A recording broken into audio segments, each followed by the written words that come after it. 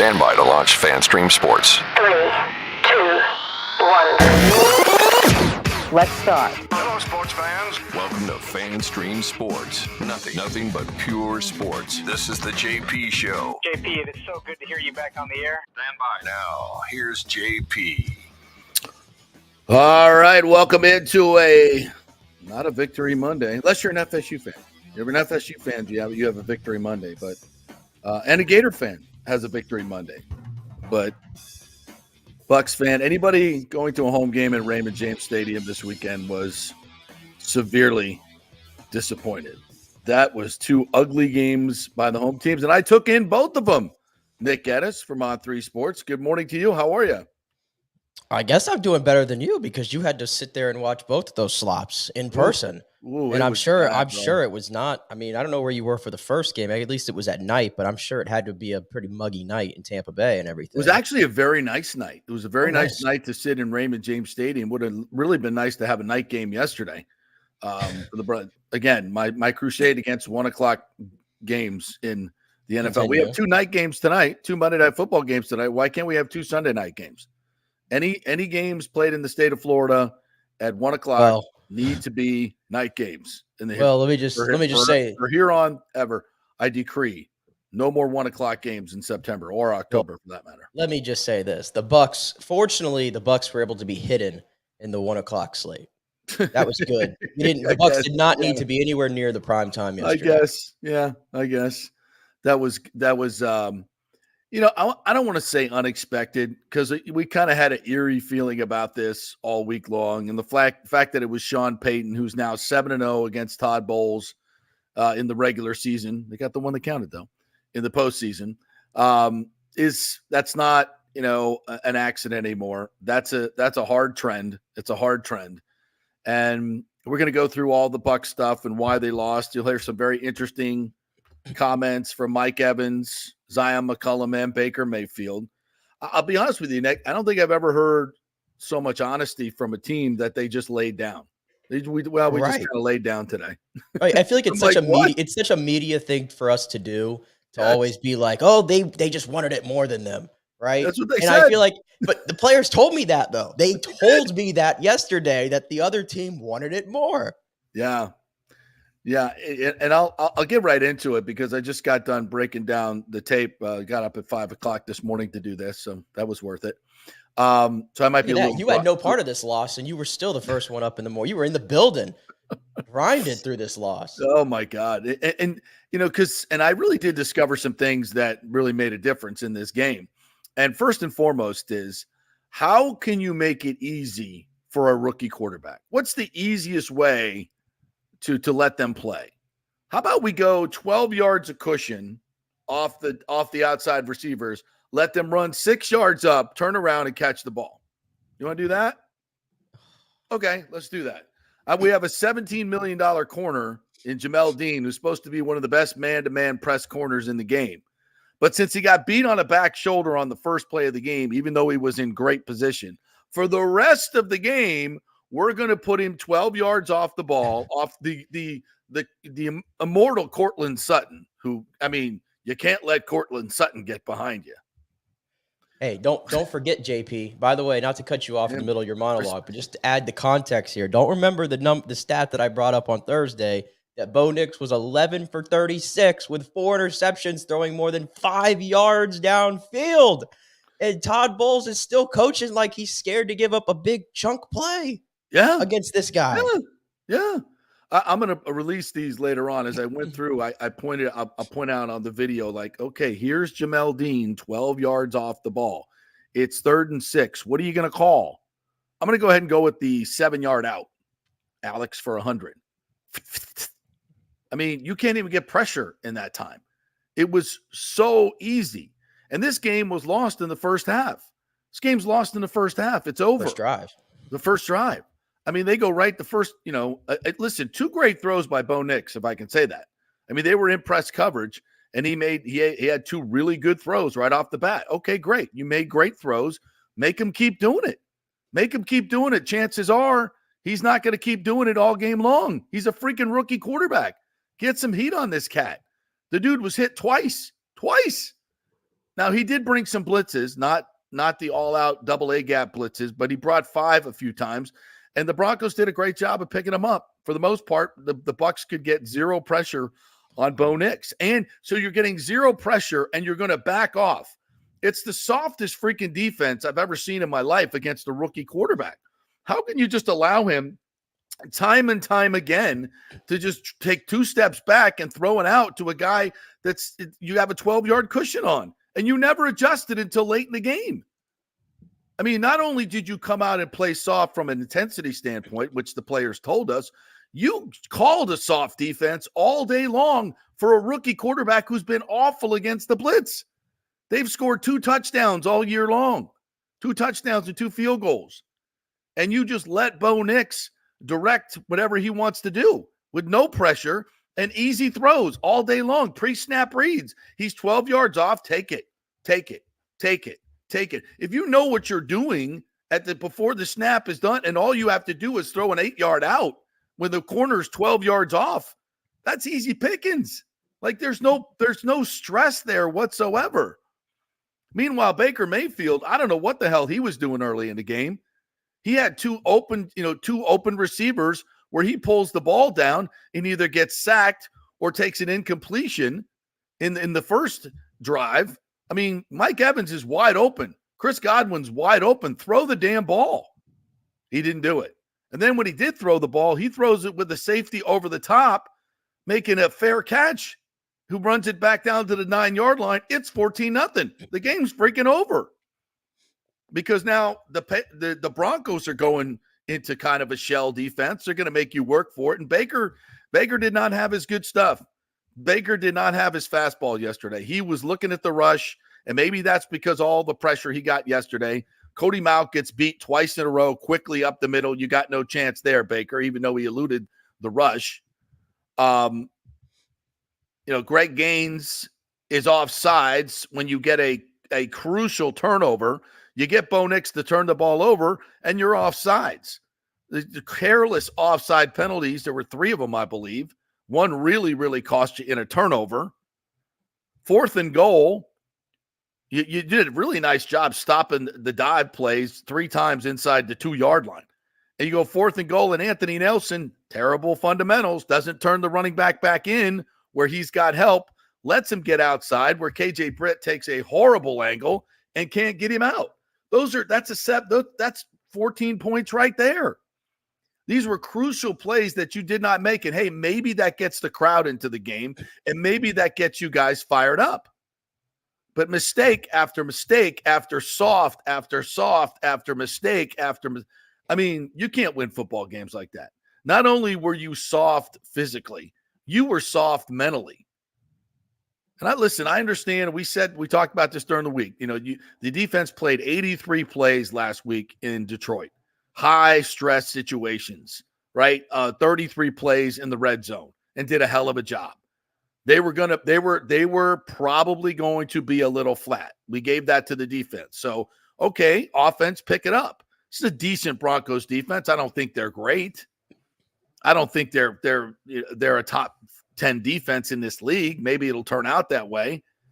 But time and time again, you made terrible decisions, 4th down decisions. They made, I think, 2 out of 3 of their 4th downs were both critical, obviously 1 for a touchdown. And the Bucs had 2 first downs 22 minutes into the game because Baker was looking at the rush. When they got inside pressure, there was nothing he could do. And once again, the running game is non-existent. Non-existent. And listen, I after the game, I was kind of hard on Justin School, or Schoolie, as Wirfs like to call him. He wasn't terrible, but Cody Mauch was terrible. He was really bad. He got beat twice for sacks inside in a row, 2 times in a row. They could not handle the twists that the Broncos were doing very well. It was just a really unprepared football team on every level. And listen, I understand you're the 2nd youngest team in the league by age, but you got a lot of veterans that know how to lead, and they didn't lead very well. They did not lead very well. Even Chris Godwin dropped a 4th down pass. He never drops passes. So, I mean, do they need Gedeke back? Absolutely.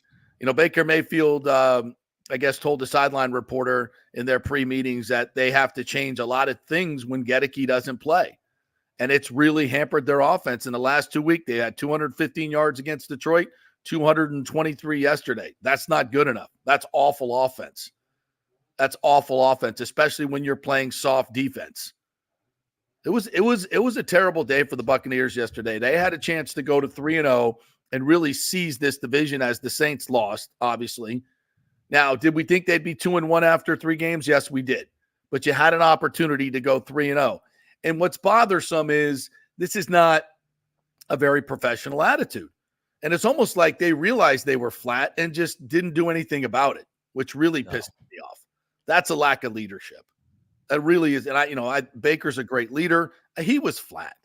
Everybody was. The whole team was flat. It's like I don't even know where to pinpoint to where a starting point here, because they got their ass kicked in every phase. In every phase, they got their ass kicked. There was no juice. I mean, Bo Nix, the first drive goes 4 for 4 for 70 yards or something. It was just easy. 4 for 4 for 70 yards with two really good throws. Really good throws, but that set the tone. Then the offense goes out there, goes 3 and out.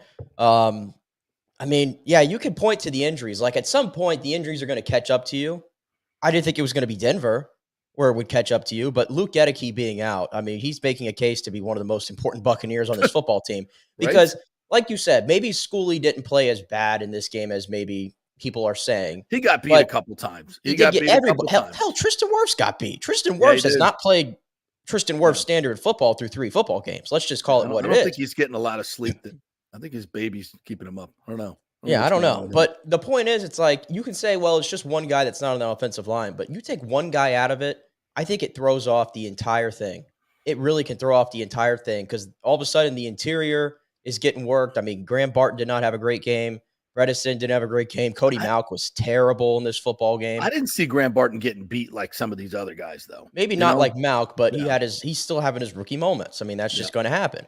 So your offensive line was just disjointed. And Baker Mayfield, I thought Baker, and he was guilty of this, I thought, at times last year.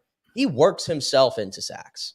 And he took responsibility for that, I believe, after the game. Some of those were on me. And I felt like because of the pressure that was happening, sometimes when there wasn't any pressure, it's almost like he was anticipating it. Yeah. And he was looking playing, at the rush. He was playing really skittish back there.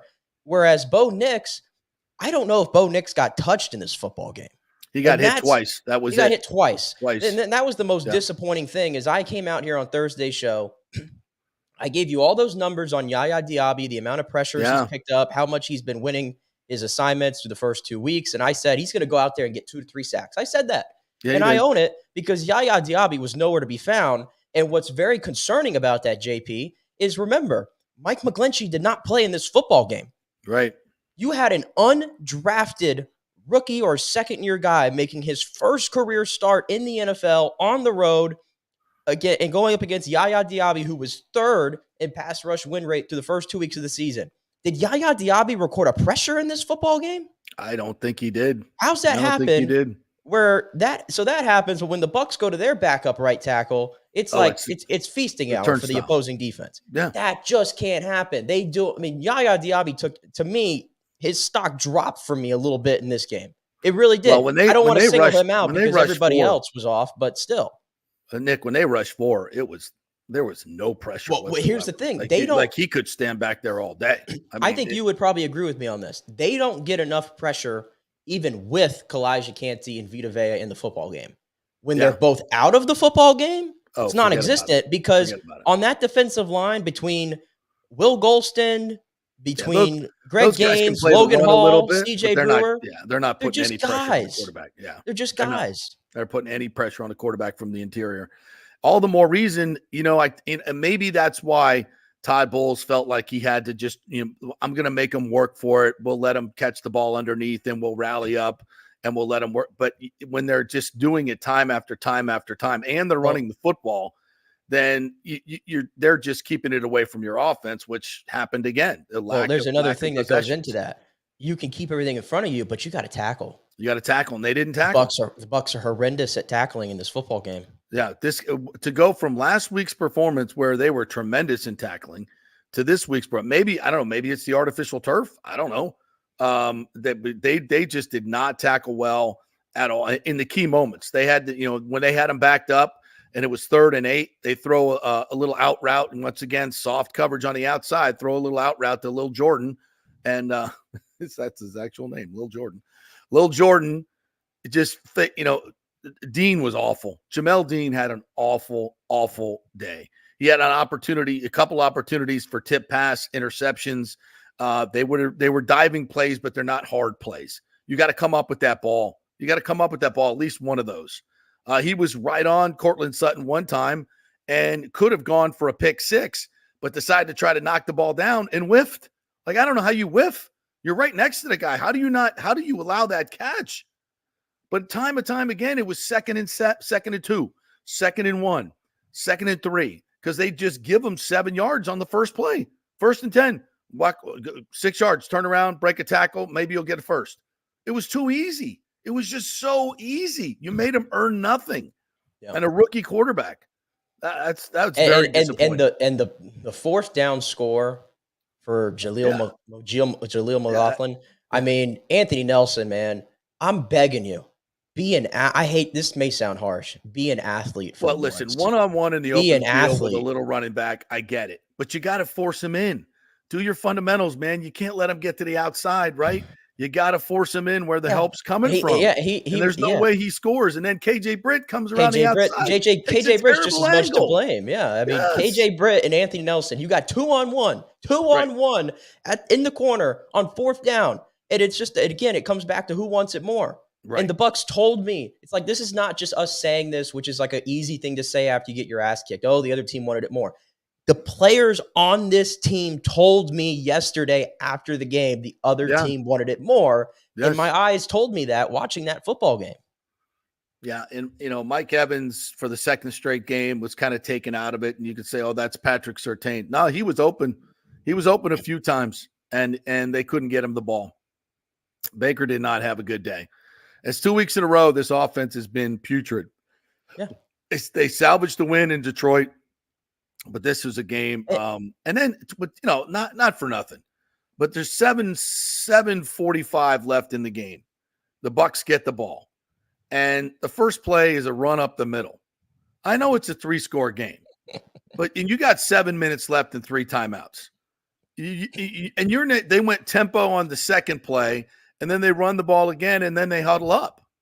I mean, what the F are we doing? I mean, come on. Are you not even trying to win the game at that point? It's 7 minutes left. You have the ball. You score quickly. Things can happen, like in the Dallas game yesterday. And you got 3 timeouts. You need 3 stops. Yeah. You need 2 stops, actually. You only need 2 stops because you have the ball. And that's you're just giving up with that much time left? Other than the 2, what the F? Other than the Bucky Irving, he got free for 32 yards, which was a great play designed by Liam Cohen. Yeah. Other than that, it's Where like was that play again. That was the only. You're not allowed to call that play again. That's the only creative. That's the only creative run play that I can recall seeing throughout the first 3 games of the season. They did have a reverse to Bucky on. So they had the 2 reverse. You're right. Yeah. So they had the 2. We didn't go back to it the rest of the game. No, they had the 2 creative plays to get Bucky Irving out, and Bucky Irving got a head of steam, and obviously performed really well in those 2 plays. But outside of that, it was just the typical run-of-the-mill, up the middle, dive, and they get no push at the line of scrimmage because in the interior, you have Cody Mauch just gives you nothing. Justin Schooley's probably giving you nothing. Bredesen's not great. We know this already. Like, they still have no running game. And I know a lot of people are already calling today for, we've seen enough through 3 games. Bucky Irving should be the primary starting running back. No question. Well, it's worth pointing out through 3 games, he has been the leading rusher on this football team. Yeah. And Rachaad White, for now 2 years and 3 games, has been the starting running back for the worst rushing offense in football. He's I've personally seen 3.2 yards per carry for the rest of his life. It's just not going to get any better at this point. Bucky's got to be your guy. So that's a change that needs to be made.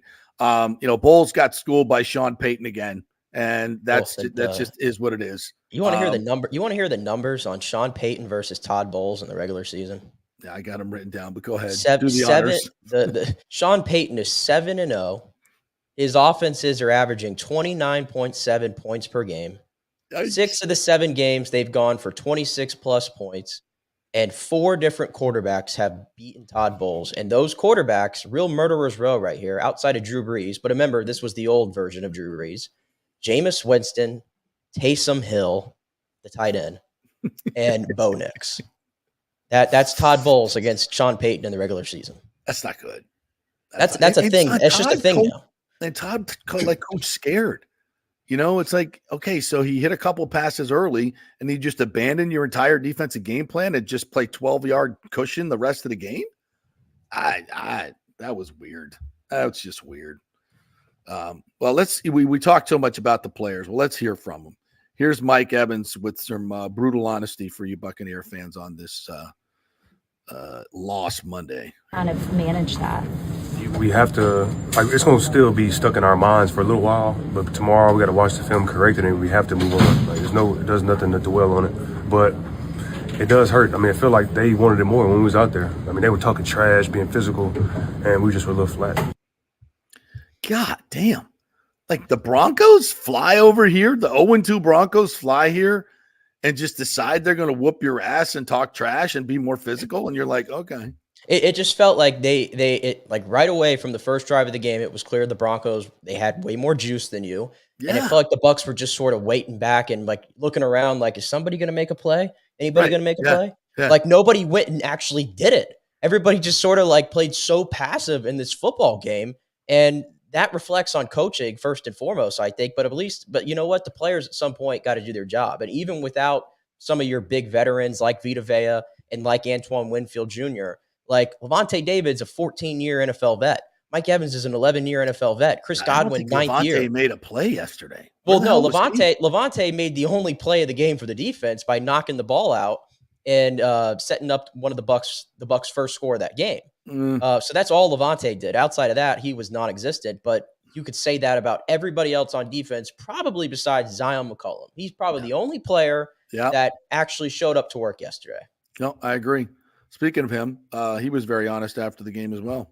Exactly. I said before, they were pissed off for a week and we were happy for a week. And that was the major difference coming into it. They had an intensity that they were going to punch us in the mouth. And we were thinking that they were just going to roll the ball over. But this is the NFL, and every team, no matter if you're the worst team or the best team, comes out with intensity. Whoever has the most intensity on any given Sunday will win the game. What's the lesson you take from this one? Keep this feeling bottled up so that we can taste it anytime we feel happy throughout the season. Go back to this, taste that, and start to have a reality check. This is the NFL. Well, at least they're honest about it. At least they're honest about it. I will say this. There's part of me that thought after they got over that hurdle last week against Detroit, I almost thought we were past this. But at the same time, this is the NFL. Everybody is due for at least a stinker a year. And yesterday was a crazy day in the NFL. Did anybody have the Houston Texans getting beat 34-7? Not even coming close to scoring. Not even coming close to scoring. You saw this a lot yesterday. The 49ers completely choking it away against the Rams, who had nobody playing besides Matt Stafford. It was a weird day yesterday in the NFL. It's a weird day every Sunday. It's a weird day every Sunday, but Logic League. You had to have this one, honestly, because I start to look at the schedule ahead. Yeah. And here come the Eagles are coming in next week, and then you go Baltimore, Atlanta, Kansas City, San Francisco before you get to the bye. This is not going to let up here. So 2-1 maybe was what we were trying to get to, but you were able to steal that win against Detroit on the road, and then you got a way inferior opponent, at least so we thought, coming into your home stadium. And like we said, they just straight up kicked your ass up and down. Oh, by the way, I know we'll get into this later. A lot of Bronco fans in that building yesterday. Oh my God. A lot of Bronco fans in that building. And then on the TV copy, you could hear it. They were loud. They were loud. They were loud. The Orange teams took over Raymond James Stadium this weekend. Monday or Saturday night, it was the Miami Hurricanes, their fan base, which, by the way, I kind of got a little bit of a chuckle out of all the USF Twitter after the game, just crying how disgusting the Miami fan base is. I'm welcome to my life for the last 40 years, bro. You didn't know this, did you? No, they are the deplorables. They are the deplorables. I was walking in, and I'm like, oh my God, I'd kind of forgotten about this. I'd kind of forgotten about when Miami thinks they're good and they get a team, oh, they come out of the woodwork. I mean, it is like, it is not pretty. It is not pretty. And they are not nice people. They're not college football fans. They're just not. They're just completely different breed of fandom. The Pat Burnham's listening in the background when we bring him on. He'll vouch for this. And USF is like, I'm seeing people go, oh my God, I've never seen a fan base like this. These people are disgusting. I'm like, yep, it's Miami week. Yeah, welcome to my world. Yeah, and we're gonna have to put up with this until Cam Ward leaves, unfortunately, which will be soon. So don't worry, they'll be back to mediocre soon. So don't worry about that. Here's Baker Mayfield with his blunt assessment of his crappy play. This is a good lesson for our team overall. Of you have to prepare like you're playing in a playoff game every week, or else this can happen. I mean, we got our asses kicked. There's physicality-wise, execution-wise, all over the board for us. So it's a good lesson for our team, for the young guys that haven't seen it before, of what you need to be prepared for, how detailed we need to be, and for it to happen this early on, I'm going to take the positives from it and take this one on the chin. There's nothing else to do besides that. Go from there. You know, that's what you got to do. They come. These stinkers happen, as you mentioned, all over the league. These are NFL football players. They're all the best of the best. And when you piss them off and get them fired up, they can beat anybody. And that's exactly what the Broncos did yesterday. But I thought the Bucs, they were an accomplice to this larceny. Oh, they made it very easy. They made it very easy on Denver. I did see this, by the way, after the game. I'm sure you've seen this guy on Twitter before, AJ Trop Top 24. Yes. He put this little cycle thing on Twitter yesterday, and I'm like, well, you do got a point of see how this is going to go. And it said, Bucks start season 2-0, fall apart week 3, be mediocre weeks 4 to 9. Fans start to question Todd Bowles. Week 10 to 13, we're so back. Weeks 14 to 17, squeak out division title with 8-9 or 9-8. Host a playoff game with a worse record than the NFC wildcard team, and the season ends.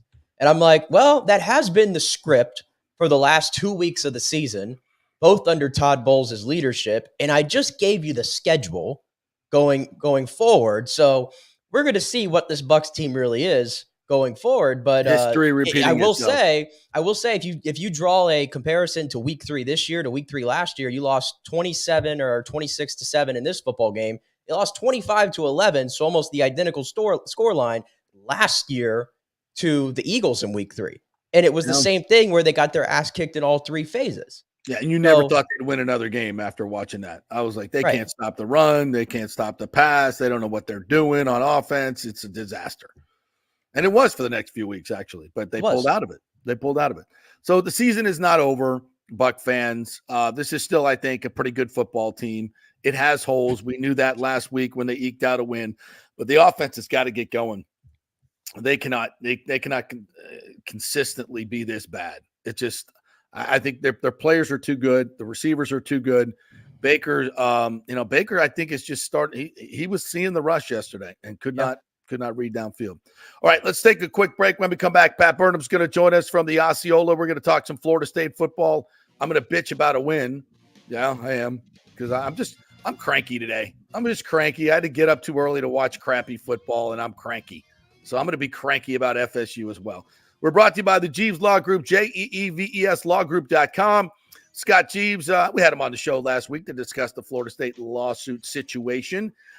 Great attorney, as you know, and a big Gator fan as well. So he's very happy with his win. They look better than FSU. They can actually score points.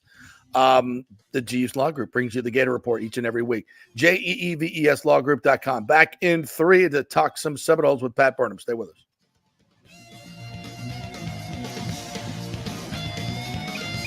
Hey, it's football season, and we welcome back the Gator Report every Monday and Friday, sponsored by the Jeeves Law Group, Jeeves lawgroup.com. Just go to the website. You can contact them through there. Scott Jeeves is a tremendous, aggressive attorney and a big Gator fan, so we appreciate him supporting this show and, of course, your Florida Gators. They are local, they are trusted, and they get results. Whether it's personal injury or anything else, any law matter at all, it's the Jeeves Law Group, Jeeves lawgroup.com. Give them a call. Tell them JP sent you. All right, this is for all you guys who don't want to go to the gym and do 5,000 crunches. At Bay Area Modern Medical Center, you can get on the new True Body machine where you can reduce fat and tone up your muscle. It's like doing 54,000 crunches in just 15 minutes. Define your body as you see fit. True Body offers personalized muscle stimulation that delivers the equivalent of those 54,000 crunches in just 15 minutes. Just get in touch with them at Bay Area Modern Medical Center, BAMMC.com. Chris Lugo and the team over there will set you up on True Body and get amazing results. Non-invasive with comfortable and little to no pain and zero downtime. You can isolate and target those areas that you want to improve and treat multiple areas simultaneously. It's an amazing machine, so check it out at Bay Area Modern Medical Center, BAMMC.com.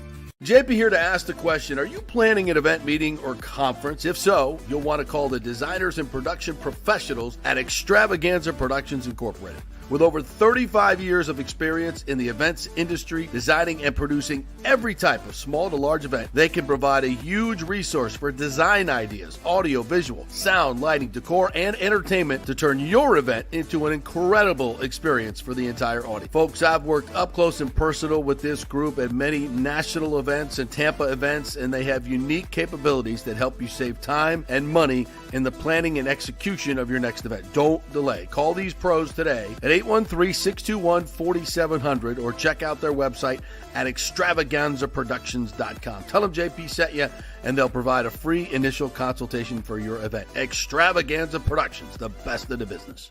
Golfers, listen up. The hottest new driving range craze has come to Rogers Park in Tampa. The Top Tracer range is now open 10 to 9 p.m. And just like you see on TV, every shot is tracked for yardage and accuracy, giving you immediate feedback. And best of all, you can virtually play the top courses like Pebble Beach or St. Andrews with your buddies.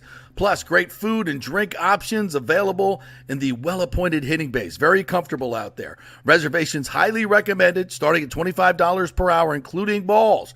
Reserve at RogersParkGolf.net. That's RogersParkGolf.net. See you there. Let's go. Right now, back to the show on FanStream Sports. All right, welcome back to the JP Peterson Show, brought to you by the great folks at Italiano Insurance. In fact, the FSU Report is brought to you by Italiano Insurance, 813-877-7799 for all your insurance needs. We had, Leo was on last week saying they saved him thousands of dollars on your car insurance. They can do it for you. Just did it for our homeowners insurance. Yep, we saved money by getting some extra discounts that we didn't even know about. So that's why you call charity over at Italiano Insurance. All right, and the reason we call Pat Burnham is to find out what the hell is going on at Florida State University. From the Osceola Rivals Network, it's Pat Burnham. What's up, partner? How are you? Oh, I don't hear you. You know, are you unmute him? He's unmuted on. You're muted on StreamYard. Wait, is it us or is it him? He's muted. His mic is muted on StreamYard there. We'll try this. We're going to the backup plan. We're adjusting midstream. Nope, that didn't work either. Let's remove him and bring him back. See if that works. How about now? Nope. Yeah, Pat, if you can hear me on the little mic on your StreamYard thing, it says you're muted there. On StreamYard. Yeah. Nope. Now? There we go. Technology. It's funny, guys, because I bought a fancy microphone like you guys. Now I'm not getting a chance to use it, so I'm totally bummed. Damn it. Now I'm whiny too, JP. Oh, yeah, now you're cranky. Yeah. See, that's what you get. That's what you get. Oh my God! So I watched that. I did the Bucks game this morning and had my voluminous notes, and I did the condensed version of the FSU game and still threw up. Lucky you. And it's God, it's so awful, so awful. But we won. We won. The only thing I'm going to say is if you'd seen them play the previous 3 games, this kind of played out like we thought, a defensive struggle where special teams were going to be crucial. Florida State got a great job. Florida State's defense was excellent in red zone defense, excellent in run defense. Again, you start to see more players show up on the defensive side of the ball. Special teams, no mistakes. Cal made them. Missed 2 field goals. And listen, credit to Florida State. They forced them into those field goals. Cal was not very good at making them. They made Cal do something they didn't want to do. But yeah, listen, I think we, because of the expectations, we've had to readjust ourselves with this football team. The goal was to get a game win any way necessary, by any means, and they did. So we could either drink some wine about it, or whine about it. That's kind of what I'm writing on one of my articles for my takeaway Tuesday for tomorrow. Is listen. We knew this was going to be a struggle to get a win in this ball game, and it played out almost exactly like I thought it would when I wrote our predictions and keys last week. A defensive struggle where FSU was going to have to make them one-dimensional on offense. They did that. They won the special teams battle, and they found just enough offense to get it done. And I think what we're going to see moving forward for this team, JP, is we've seen the blueprint for them to win ball games moving forward this year. Great run defense, great red zone defense, dominate special teams, which they've done outside of one play this year, and get just enough out of this offense to beat SMU, Duke. Listen, you can't do that. You're going to lose. You're not going to be fortunate. You're not beating anybody with that. No, you're not beating anybody on the rest of this schedule. Maybe North Carolina. I think you can beat SMU like that. I think you can like that. Listen, I don't know if you watched any of that damn North Carolina game this weekend. Florida State Florida State can beat North Carolina. I mean, as bad as they are. Well, you hope. I don't think we can beat James Madison. But I'm just saying, anybody that's expecting FSU to come out and score 40 points in a ball game, that ship has sailed. They haven't scored more than 21 in a 21 ball game. They haven't played another quarterback beside DJU. And when they play another quarterback and we still score 14 points, then I'll agree with you. But until he actually makes a change, then not. I'm not throwing in the towel on an offense that has skilled players, but has no chance with a quarterback that slow. The dude is so freaking slow. And that pick that he threw, come on, Pat. I mean, listen. That's just you're in field goal range. You have the best field goal kicker in the freaking in college football. You can't make that throw. It's inexcusable. It's a bad throw. A fifth-year senior should not be making that throw. Listen, and there were other throws in the game, JP. If you go back to the game-winning drive, and I circled this when I was watching the game, I've gone back and watched it again. 3rd and 18 at your own 12. He lets a prayer go. He had no idea he was going to catch that ball. Luckily, Ja'Kai Douglas, I believe, is the kid that came down with it. Oh, yeah, the one over the middle. But 3rd and 18, that ball was thrown up. So, yes, you do see these baffling throws. And, I mean, it's kind of like we talked about last week. The only person does not see the lack of energy and consistency and all those things that DJU has. And listen, I don't necessarily agree with you that they got talent surrounding him, right? I don't see anybody that resembles Keon Coleman or Johnny Wilson or even Jaheim Bell. I don't see it at running back. I don't see it at wide receiver. I don't see it at tight end. This is a flawed offensive football team, regardless of who is the quarterback, JP. Now, that being said, I want to see somebody else. I think everybody does too. Right. But I don't think that this football explode if Brock Glenn's the quarterback. Now, can they run the ball more effectively? No, I'm not going to. I think 28 points exploding. I'll take 28 but I'm points. just saying our expectations are built off FSU's last couple of seasons and the proud history of this program. This team is not any of those teams. Last year's team, not the team before that. I think there's more talent here than they're displaying. especially on offense. Well, I think you're starting to see some of that talent pop up on defense. Now, we'll find out if that's just because Cal and Memphis were average offensive football teams or not. But listen, the defense certainly has gotten better over the last 2 weeks against Memphis and against Cal, and we'll find out how this translates into Notre Dame and Clemson and Miami in the next 3 or the next 4 weeks. But listen, I think that I don't know that, I know that you want DJU. I think that the fan base wants DJU, but Mike doubled down on him on Monday. I didn't understand any of the talk on Saturday about, well, is DJU going to start or not? And, we're releasing that ESPN has announced he's going to start. Every other site did it. Hell, I knew on Monday when Mike said he puts us in situations to win and to make plays that DJU was going to start. I mean, Mike told everybody in America last Monday that DJU was going to start, and everybody kept their fingers crossed, hoping that he was going to change his mind based off something he was showed in practice, and that was never going to be the case. Well, let's talk a positive. Why don't we? I know I've talked about great defense and special teams. Well, that's where I was going to go. Let's talk about the defense. Let's give them some love because this quote unquote best defensive line in the country has been anything but. But they took a big step forward in this game. Patrick Payton with 3 sacks and I think a total of 5 tackles for loss. Josh Farmer was great. Marvin Jones even got on the stat sheet, I think, with 2 sacks. And also in the defensive backfield, this freshman, Edwin Joseph, I thought he made some really good plays in the time he has. It's more of what we've been looking for. Quindarius Jones, another kid, dominated a series, 3 pass PBUs in 1 series, a kid that's a phenomenal athlete. And listen, people wanted a youth movement, and you're starting to see a little bit of on defense. KJ Kirkland played a ton of snaps in this game, and he's a guy that can help take some of the reps off of Shaheem Brown. Edwin Joseph has always been a guy that's been full of talent, and he just needs to grow up a little bit, but he's a phenomenal potentially really good football player. Listen, you can say, and I think Marvin Jones Jr. was put into kind of a hard situation. He's the son of arguably one of the greatest defensive football players of all time in college football, just not at Florida State. Yeah. He's not his dad. He's a hand in the ground defensive end. This is the first time he's ever played as a full-time hand in the ground defensive end at major college level. And listen, it was going to take him a while for him to adjust. And did he play a perfect game against Cal? No, but he helped finish that game. I mean, that they had a chance to win that ball game. And I think he was involved in at least 2 pressures. Yeah, he had the sack from behind and strip fumble. Yeah. So listen, you're starting to see him come along.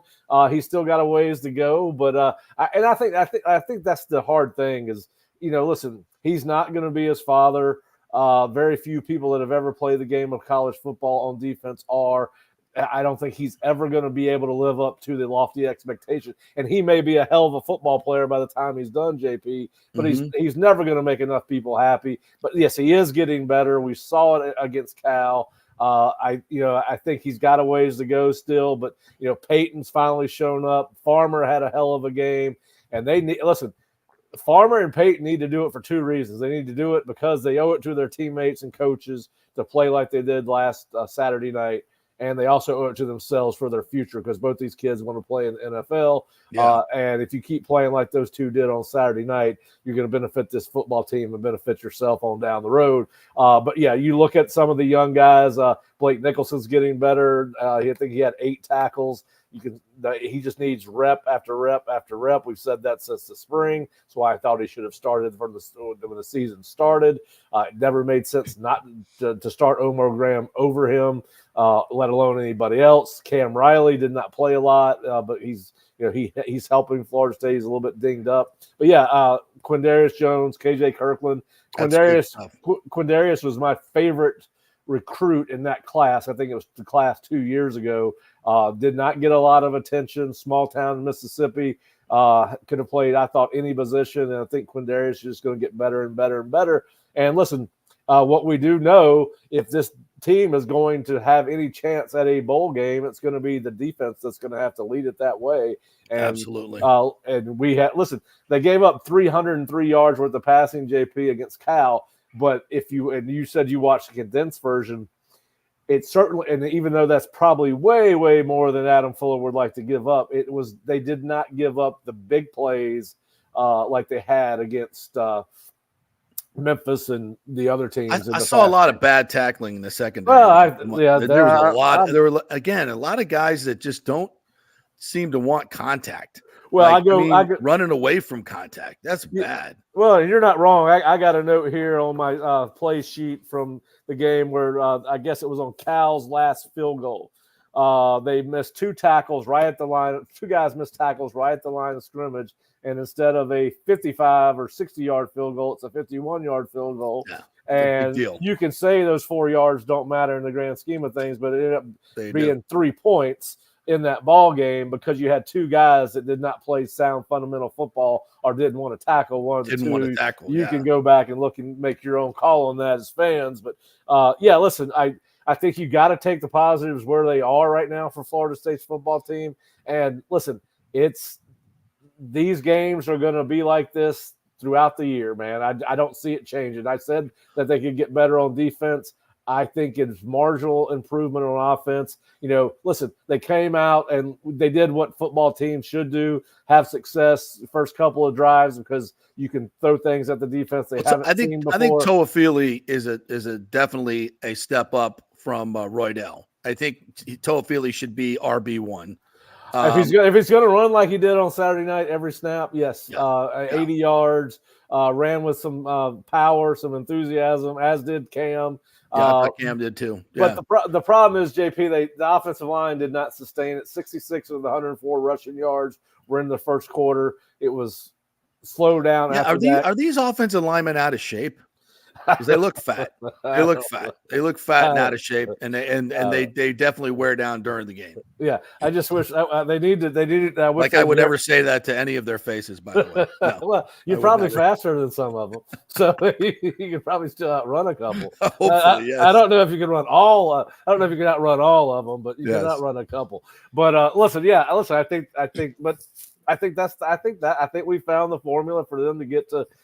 I don't know what you call it, 5, 6, 7 wins. I think once again, just because DJ made one good throw, and missed a whole bunch of others and we win a game, suddenly that's not an issue. As our good friend James, as our good friend James says, Norvell's press conference was another word salad. I don't know what he saw on offense to keep JJ in, but I guess it leads to NIL contract conspiracy theories. And here, James is right because I said everybody outside the Moore building sees the flaws and sees the need for a change.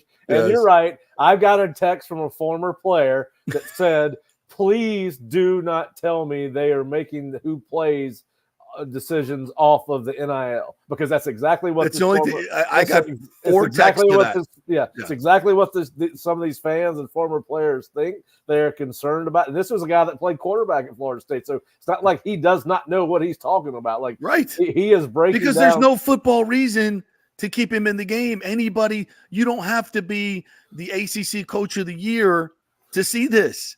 It's never been more obvious, I don't think, ever in my football coverage career that a quarterback needs to be replaced. Well, and he's not. And so everybody's like, okay, then there's got to be another reason. And so far that I had a former FSU football player who's also an attorney look to me and say, can you do a FOIA request on that NIL deal? And I'm like, I know. Yeah, maybe we can. Let's do a Freedom of Information Act. And I said, but we're both Seminoles. So when we do get it, and it says in there that he has to start the first 5 games unless he's injured, do we want that getting out? Because then we're even a bigger laughing stock than we already are. I mean, yeah, then you're going to have a lot of players jump in the portal because they're exactly. So I don't. It's like one of those things. Like, don't pick up don't pick up that phone because you don't want to see what's in it. Yeah, I don't think anybody wants to know that, and it would be very disappointing. I can't imagine just having spent my life growing up around football, working in football for 15 or so of my professional years. I can't attend at the college level. You've never seen it. I can't imagine. Well, we didn't have much of an NIL program or cheating program. I know, but I'm talking about from your eye standpoint of a quarterback that needs to be replaced. No, yeah. I listen. I think that it's hard for me to believe that at some point they haven't looked over at Brock and said, well, we need to give the kid a chance. A series? I mean, well, and at some point this becomes an indictment on Brock or Luke that you have no faith. That's not fair. That's not fair. It's no, not fair. But I'm saying, but that's what people are going to read into it. But that's not fair. That's not fair. But I'm that's just totally saying, unfair. But if you refuse to play Brock Glenn when you've got a quarterback that sometimes occasionally throws a great ball and the other times not so much and makes mistakes that you can't wrap your head around. At some point, I mean, I'm not saying it's fair. I'm just saying, and when is Brock? I mean, I wrote about it. When is Brock going to say, "What the hell am I doing here?" Exactly. What are both of them? I mean, you're ensuring that both of those quarterbacks are going to be in the transfer portal.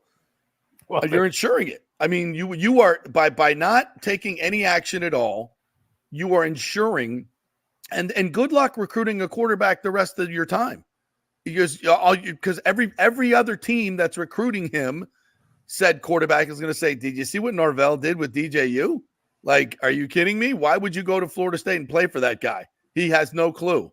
Like, you could be the best guy in the world, and he recruits, and you're never going to play." Because he's going to go get a port. I'm not saying this is true, folks. I'm saying you've been in the recruiting game. You know what I'm talking about, Pat. This negative recruiting goes on all the time. And that's exactly, and if you're another quarterback, a high school quarterback, you're looking at this situation, you're going, yeah, they're right. I mean, who doesn't know that guy needs to be out? I mean, you're playing with fire here on so many levels. If replacing DJU does not have anything to do with NIL, and it doesn't have anything to do with the fact that they think Brock can or cannot play. What's it got to do with? I mean, is it Mike saying, listen, I'm the guy that can correct him. I'm the guy that can make him better than he ever has been. We've seen very little proof of that. So why aren't they making the change? Well, I mean, I got a text from somebody during the game. How are they not seeing this? How are they not seeing that they've got to give somebody else a shot to, spark this offense? Listen, again, this is a Florida State offense that scored 21 points or more one time against Georgia Tech. After that, it's been 13, 12, 14, right? So I think those are the numbers. I wrote them down somewhere. I can't find those them. Are the numbers. So I mean, it's not hard. They're not high numbers. They're not crooked numbers. And it goes back to what I said. This is the recipe unless something changed at the quarterback position. But I am going to double down, and I think Nick agrees with me. I don't see the abundance of talent that some people do at the other positions. I don't. And Kyle Morlock's having a season that I cannot even fathom. Dropped that first down catch again on Saturday. And even when he caught the damn screen, he finished it off with a puff, like he ran out of bounds. He's 3 yards from the freaking goal line, and he shies away from contact and runs out of bounds because the defensive back's going to hit him. You're a tight end, for God's sakes. Yeah. Stick your freaking nose in there. Run somebody over and get in the end zone. To Pat's point about, like, the skill guys not being as skilled as you might think they are, like, I've said this, like, the best receiver on this roster, at least through 4 games, looks like it probably is Ja'Kai Douglas. Yep.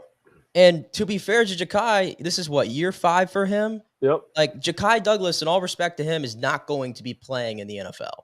He's not. I don't know if he's going to be a practice squad. Like, I don't know. Hakeem Williams is still trying to, obviously coming along. We saw a nice, spurt of that in that football game. But if Ja'Kai Douglas is your number one go-to guy, you just clearly don't have a great offense or even a good offense, and that's what you've seen so far. Yeah, listen, I don't think I like Ja'Kai. Ja'Kai's a good kid. He gives you everything he's got, but I think Nick's right. When it's he or Malik Benson's your best receiver, that's a significant fall off from where Florida State has been the last 2 years at receiver. Well, I think the quarterback has something to do with this. If these guys were catching 10 balls a game, you'd have a different perspective. And if it had another quarterback that could hit the broadside of a barn consistently, then they might. So and you tell me all the time that who's the backup tight end kid? What's his name? Amari was. Yeah, they're not obviously they're not going to play him. I mean, they haven't. Why not? Why not? Games. This guy, Kyle Morlock. Kyle Morlock's terrible. He's terrible. I'm sorry. He's terrible. He's light. He doesn't bring anything. He can't block anybody. Put somebody else in there. Here's my problem. I see the quarterback position. I say, well, hey, they can't freaking tell that guy's shouldn't be playing. How many other positions are guys playing that shouldn't be playing? I'll start with tight end. I mean, we could go through the whole cupboard. I'll even say, like, I don't know if you agree with this, Pat, after watching the game, but like Edwin Joseph should be playing. Even at right tackle, like I know with Byers out, they've been putting Robert Scott there, but obviously with this game, they went to Jalen Early. Yeah. And I thought Jalen Early played pretty well, all things considered. Listen, Jalen Early is just a kid you're going to have to live with some growing pains as he's just playing for the first time. I think he's a redshirt freshman, redshirt sophomore, has not played in many games before. Now he's playing games that matter, snaps that matter. And yeah, you're right. What you're seeing is a kid that is starting to get a little bit better each and every game. He did not have a great game the last game, played much better this game. He's a guy that they really like. He's got outstanding feet. And I think you're right. I think you're seeing a kid that's going to have to develop in game, and I think that's what you are seeing. I think Jalen is a guy that can help this football team this year. And listen, there's some guys I would like to see on the offensive line. Otto, I'd like to see Otto play a little bit more. I don't have anything against TJ Ferguson, but I thought Otto had a better camp than he did. And then Ferguson's got another penalty in this game. Yeah, and that was a bad call too, though. Yeah. Well, it wasn't a great. If that did not get called, I would not. I don't think Cal would have had an argument against it. I do agree with that. But and listen, there's holding happens on every play. It's gonna get called. That wasn't a hold. On Teofili, that was a terrible call. He buried that guy. That was a great block. Yeah. And he got called for that. It was terrible. But so there are some young guys I would like to see play, and I think that we are starting to see a little bit of that on defense. As I mentioned, KJ Kirkland, he had a bigger role than he did last week, based off what he did last week. Edwin Joseph is starting a guy that's getting more play, as we've talked about, and listen, I just don't think that people are going to see Mike pull the trigger at quarterback. I think for whatever it hasn't reason, happened by now, and now you got to win, and you're going to pull them after your only win, and your offense looks. Yes. I don't see that happening. Now, why not? The offense scored 14 points. Did you see how many points Navy scored against Memphis? I did. Navy scored 55. I did. Navy scored 55 points against Memphis. We couldn't even get to 14. Are you kidding me? What, should we move to the triple option? Please. Get all the running backs in the game with Brock. Yes. We could go Wildcat and do better than this. Well, listen, I'm just going by what the man that runs the program says. I understand. It's not you. I'm not mad at you. And I agree that everybody that watches Florida State's football program wants a change at quarterback, and I do not disagree. But the one guy that has the power to make it happen is not going to allow it to happen.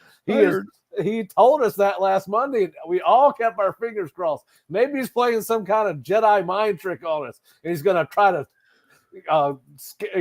surprise Cal by putting Brock. That never made sense. It's literally so bad that these NIL contract rumors are now running rampant. Oh, it's so bad. It's so did you ever think it would come to this? No, but you leave us no choice. That's how bad it is. It's how bad there's no football reason whatsoever. I know we're beating a dead horse here, but the first time I got that message, I was like, well, come on, you can't really think that. And then these text messages kept on coming, and it's I know this for a fact. Okay, that there are some extremely powerful people, and talking about boosters and administrators and people in this, and this as well, Pat, whose phones are nonstop buzzing with the same effing thing. Well, Mike's got to make a change. These are the people that write the checks, the big effing checks. And I spoke to two of them. I spoke to three of them this weekend, as a matter of fact. And they have made their feelings known. So I know Mike is feeling the heat. And if he's feeling the heat. Now, he's not going to get fired. That's not what I'm saying. But there could not be more pressure brought to bear to make a quarterback switch than he is experiencing right now, and experienced in the last week, and if probably the last 3 weeks actually. So Is there any chance that maybe Mike's ahead of the game and he's just preparing this offense and this football team for a future Big Ten matchup against Iowa? I had a friend this morning tell me maybe Michigan won a game with 32 yards passing this week. Maybe it's his version of his Big Ten. He's putting in his Big Ten offense. Yeah, okay. I mean, come on. Right. I mean, we've given credit for being a forward thinker before with the portal and all those things. I like where you're going with this. Maybe he does. Maybe he knows something we don't. Guys, the Big Ten does not allow the forward pass. You know this. So we got to get ready for it. And so this is how we're doing it. We got a guy that cannot throw the forward pass. So get ready. Yeah, hey, listen, I think you stumbled onto something here, Pat. You know what? You always my mind's always turning. Dazzle me with your knowledge, but this one I didn't see this one coming, but you're 100%. That's the football reason. I didn't think there was any, but now I know. There's always an end game, JP. There's always an end okay. game. Well, God, I feel better now. And now I know we're moving to the Big Ten. So that's even better. So there's two good pieces of news today that we uncovered. Wow, fantastic. That's well right. done. Well done.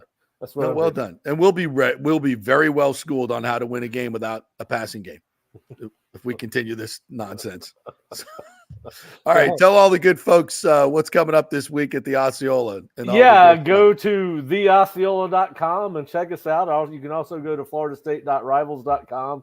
FSU did get some good news after the game on Saturday night. They've got a commitment out of 4-star running back Byron Lewis out of American Heritage in Plantation, Florida. So you can read our take on what Byron brings to the table next year, and he will have a chance to compete right away. We've got articles on Solomon Thomas, who's committed to Florida State. Solomon and Tramel Jones were both at the game on Saturday, which was big given the start of the season. And those two are the marquee names that are committed to Florida State. Osman Croma, the running back from Lee County, Georgia, who's down to Florida State, Georgia, and Auburn, was back on campus, so you can catch that. We've got all our post-game columns posted on there, and tomorrow I will have Takeaway Tuesday, where I will expound on some of the things that we've talked about this morning. But please go to theosceola.com and check us out. It's great stuff. Thanks, Pat. Appreciate you, buddy. All right, guys. Talk to you soon. Eureka. We're going to the Big Ten. All right. I love it. Absolutely love it. Brought to you by Italiano Insurance, 813-877-7799. Call Charity over there and tell them you listen to the FSU report on the JP Peterson show. And he said, you're going to save me some money. And hopefully she will. Wow, that is a eureka moment. I think he it took about 30 minutes for you to get there, but you got there. All right, we got lots more to get to. The USF ass whooping. It was a game for a half. Right before the half, things came a little bit unraveled. So we'll hit the USF. The Gators get a big win, so they will go into this game against UCF, still with Billy Napier's job on the line. So we'll talk about that. We'll get back to the Bucs as well. Lots more NFL to talk about. And I think, Nick, maybe we want to talk about the Rays, who are still in it. You can't kill them. They won't die. They won't die. Back to 500 for the 800th time this year. All right, we're brought to you by Bay Area Modern Medical Center, BAMMC.com. Chris Lugo will take great care of you. Make him your primary care physician, folks, as I have done, and Nick has done, Scott Reynolds has done, because he does medicine 3.0. It's not the old, here's a prescription, hope you get better. It's about keeping you healthy, making you live a healthy life. That's what it's all about, whether it's testosterone replacement, nutrition, helping with their sleep cycle, your workouts. You'll get a personal plan for better health, and that's at Bay Area Modern Medical Center, BAMMC.com. Go to the website and get an appointment right away. All right, back in 3 with more college football stuff, and Corey Long's going to join us. We'll chat with Corey about all things Buccaneers. We even sneak in some Lightning stuff. Stay with us.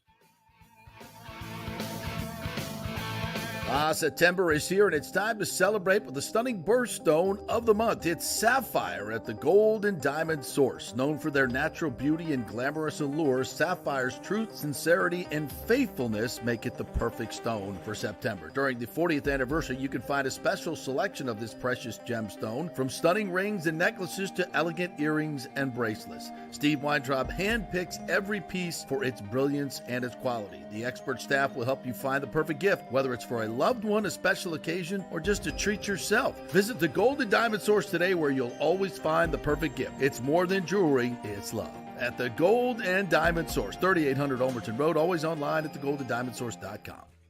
Hey, it's football season, so we welcome back the FSU Football Report every Monday and Friday on the JP Peterson Show, sponsored by those huge FSU fans at Italiano Insurance. They'll save you money as well. Just do a quick insurance checkup, 813-877-7799. They just saved me $500 on homeowners insurance. Who's doing that? Yeah, they just shopped it around, found a better, cheaper company, and we got a cheaper price. And business insurance, make sure you're covered or you could lose your personal wealth. That's 813-877-7799. ItalianoInsurance.com. Go Noles. Hey Tampa Bay sports fans, this is two-time LPGA major champion Jane Geddes here.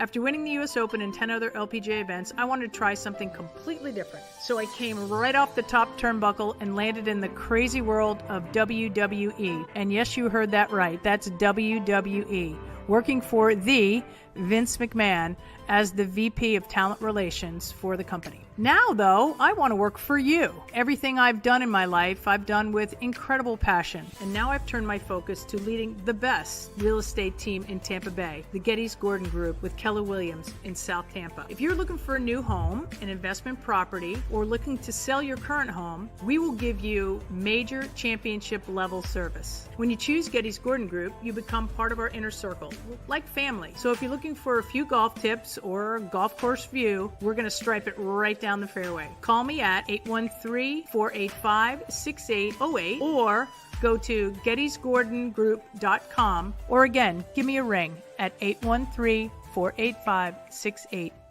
JP here for Third Generation AC and Plumbing. And Third Generation really says it all, folks. The owner, my friend John Rodriguez, has been in the AC and plumbing business since 1995. They built their business on honest assessments and doing great work on time for a great price. Simple, right? Did you know many AC techs are incentivized on big commissions to sell new AC units, and you might just need a drain cleared? So if you want someone you can trust, that's John Rodriguez in Third Generation Services. Check out the 5-star Google reviews. If you have a plumbing or AC emergency, call 813-961-8024 and a human will answer the phone. That's 813-961-8024 or go to thirdgenerationplumbing.com. Ciao, Paolo Tini here, owner of Caffè Paradiso, one of South Tampa premier traditional Italian restaurant. We were recently voted number 3 on Open Table list of Tampa Bay's top 10 restaurants. We're very proud of that because we take great care of preparing each dish by hand with homemade sauces, pastas, only the freshest local ingredients. You won't see the big institutional vendor trucks pulling up to our back door. We get our seafood from local vendors. Sometimes I even drive out to Topper Springs and pick out our daily catch right off those boats. So stop by and say hello. Try our traditional lasagna, the fresh veal, some of our signature dishes like capelli al granchio, that is angel hair with lump crab meat, our branzino, that is a sea bass. We're located at 4205 South McDill, and you can make a reservation on Open Table and read all the great reviews. See you soon. Ciao. Grazie. Let's go. Right now. Back to the show on FanStream Sports. All right, welcome back to the JP Peterson Show here on this Bitch and Moan Monday. Even the teams I like that win, I bitch and moan about it. I'm just cranky today. That's the way it is. I think there's a lot of football fans out there that are cranky as well. We're brought to you by the Gold and Diamond Source, folks. You know it's a great place to get that engagement ring. That's a no-brainer. You can trust them that they're giving you what they say they are. You can't trust all jewelry stores, by the way. How do you know that that's a real diamond? You don't know, right? You know at the Gold and Diamond Source, and that's why you shop there. 40 years, great reputation, great folks in the community, Julie and Steve Weintraub. So why would you shop anywhere else? And you dudes, go get a nice watch, cufflinks, tie tacks, lots of great stuff in there for men. It's not just for the ladies at the Gold and Diamond Source. Go get you some bling at the Gold and Diamond Source. You deserve it. You work hard. Go buy yourself something. All right, let's welcome in our good friend Corey Long, who writes for NHL.com, covering the Lightning, covers the Bucks, covers college football. He's an all-around great guy, and he even comes on my show just to talk football and hockey. What's up, Corey? How are you? Oh, good. What's up, JP? That was a beauty we saw yesterday, wasn't it? Oh, it was a stinker. It was a stinker. And This shows you can't come in, you can't half-ass it in the NFL. No week against any team. These guys are getting paid money and a lot of money. And when you're 0-2, there's a certain sense of desperation. I bet you Sean got after their ass this week. And here's I know Thursday was a walkthrough for the Buccaneers. And I know, Todd Bowles knows his team a hell of a lot better than I do. But I'm just, after that win in Detroit where they, that was a physical game. The defense played 83 plays. How do you treat them during the week? Well, whatever they did wasn't good because they were flat as hell. Is this coaching? Is it on the players? It's both. What do you think? I think it's a little bit of both. And I think during the course of an 18-week, pretty long season. Yeah. Sometimes, no one's going 17-0 in the NFL. I don't even know if that's even a goal anymore in the NFL, to be honest with you. So, I think during the course of a season, you're often thinking, you kind of break it down into what's best for the team long term, what's best for a short term. Obviously, you're trying to win every week. I don't think they came in thinking they would give this sort of have such a bad effort yesterday. But I was talking to Greg Allman for a few minutes after the game, and Greg was like, Sean Payton has won a lot of games at that stadium. He really has won a lot of games at Raymond James Stadium in his life. Way too many. And he knows what to do. And he talked about it a little bit. He's worked with Todd. He knows it's not that anything's predictable. It's just, he has an idea. He's worked with Todd Bowles before. He's coached against them numerous times. And you just, the challenge that lies ahead. And, maybe it just allowed him to figure out, we're going to do this, we're going to do that, we're going to take the ball first, we're going to try to catch these guys. Maybe they're, maybe they're napping a little bit. Let's catch them early and see if we can get them on their heels. And the guys just didn't have a great day, and they'll bounce back. I mean, there's going to be peaks and valleys during the course of an NFL season. The team, it's just a good team. This is a good team that had a bad week. They're not going to be. That happens a lot in the NFL. I mean, teams just have off weeks, and especially when you're playing an 0-2 team that's pretty desperate, that's trying to, that's trying to get their first win. It can be tough sometimes. So, I just chalk it up as when I was going through the tape, about the bad week. When I was going through the tape this morning, I got up early to do it too. That's why I'm so cranky. Time after that first drive where they go back shoulder on Jamel Dean, who was playing press, and great throw, great catch by maybe a little OPI there, and then a nice fade over the top of McCollum when they blitzed. It's like almost like he got gun shy and pulled back the rest of the game, because the rest of the game, Jamel Dean's playing 12 yards off, and they're just taking 8-9 yard chunks. Just the easiest thing that a quarterback can do. No pressure mentally on Bo Nix, no pressure physically on Bo Nix. It was a day at the park. He got hit twice the entire game. If you sense your team is flat, should you not just dial up the pressure and just go after his ass and try to just somehow will your team into making good, send more than they got, get a hit on them, do something? It was such a passive defensive game plan by Bowles. Yeah, I was surprised that they didn't try to. There were a few areas where they really didn't try to, just go be extra aggressive. See if you can kind of force something to happen. Yeah. You're dealing with a young quarterback. Maybe you can get him into a bad mistake. It was they were on their heels so early. It was 10-0 before you knew it. 14-0. That 14-0. Not 10, but 14-0. Yeah. You had the whole, Baker, that was, I looked at you after the Baker interception. I'm like, what is he looking at? Like, that was horrible. And the play before that, the two plays before that too, he had a second down throw where he had all the time in the world.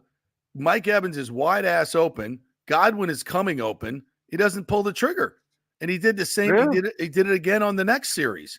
I'm like, what the hell is he looking at? These guys are open. Throw the damn ball. And Baker took the heat for that afterwards. He said, I didn't get the ball out quick enough. Because at first I was like, oh, 7 sacks. In the second half, he didn't have a whole lot of time. But the first half, he had time.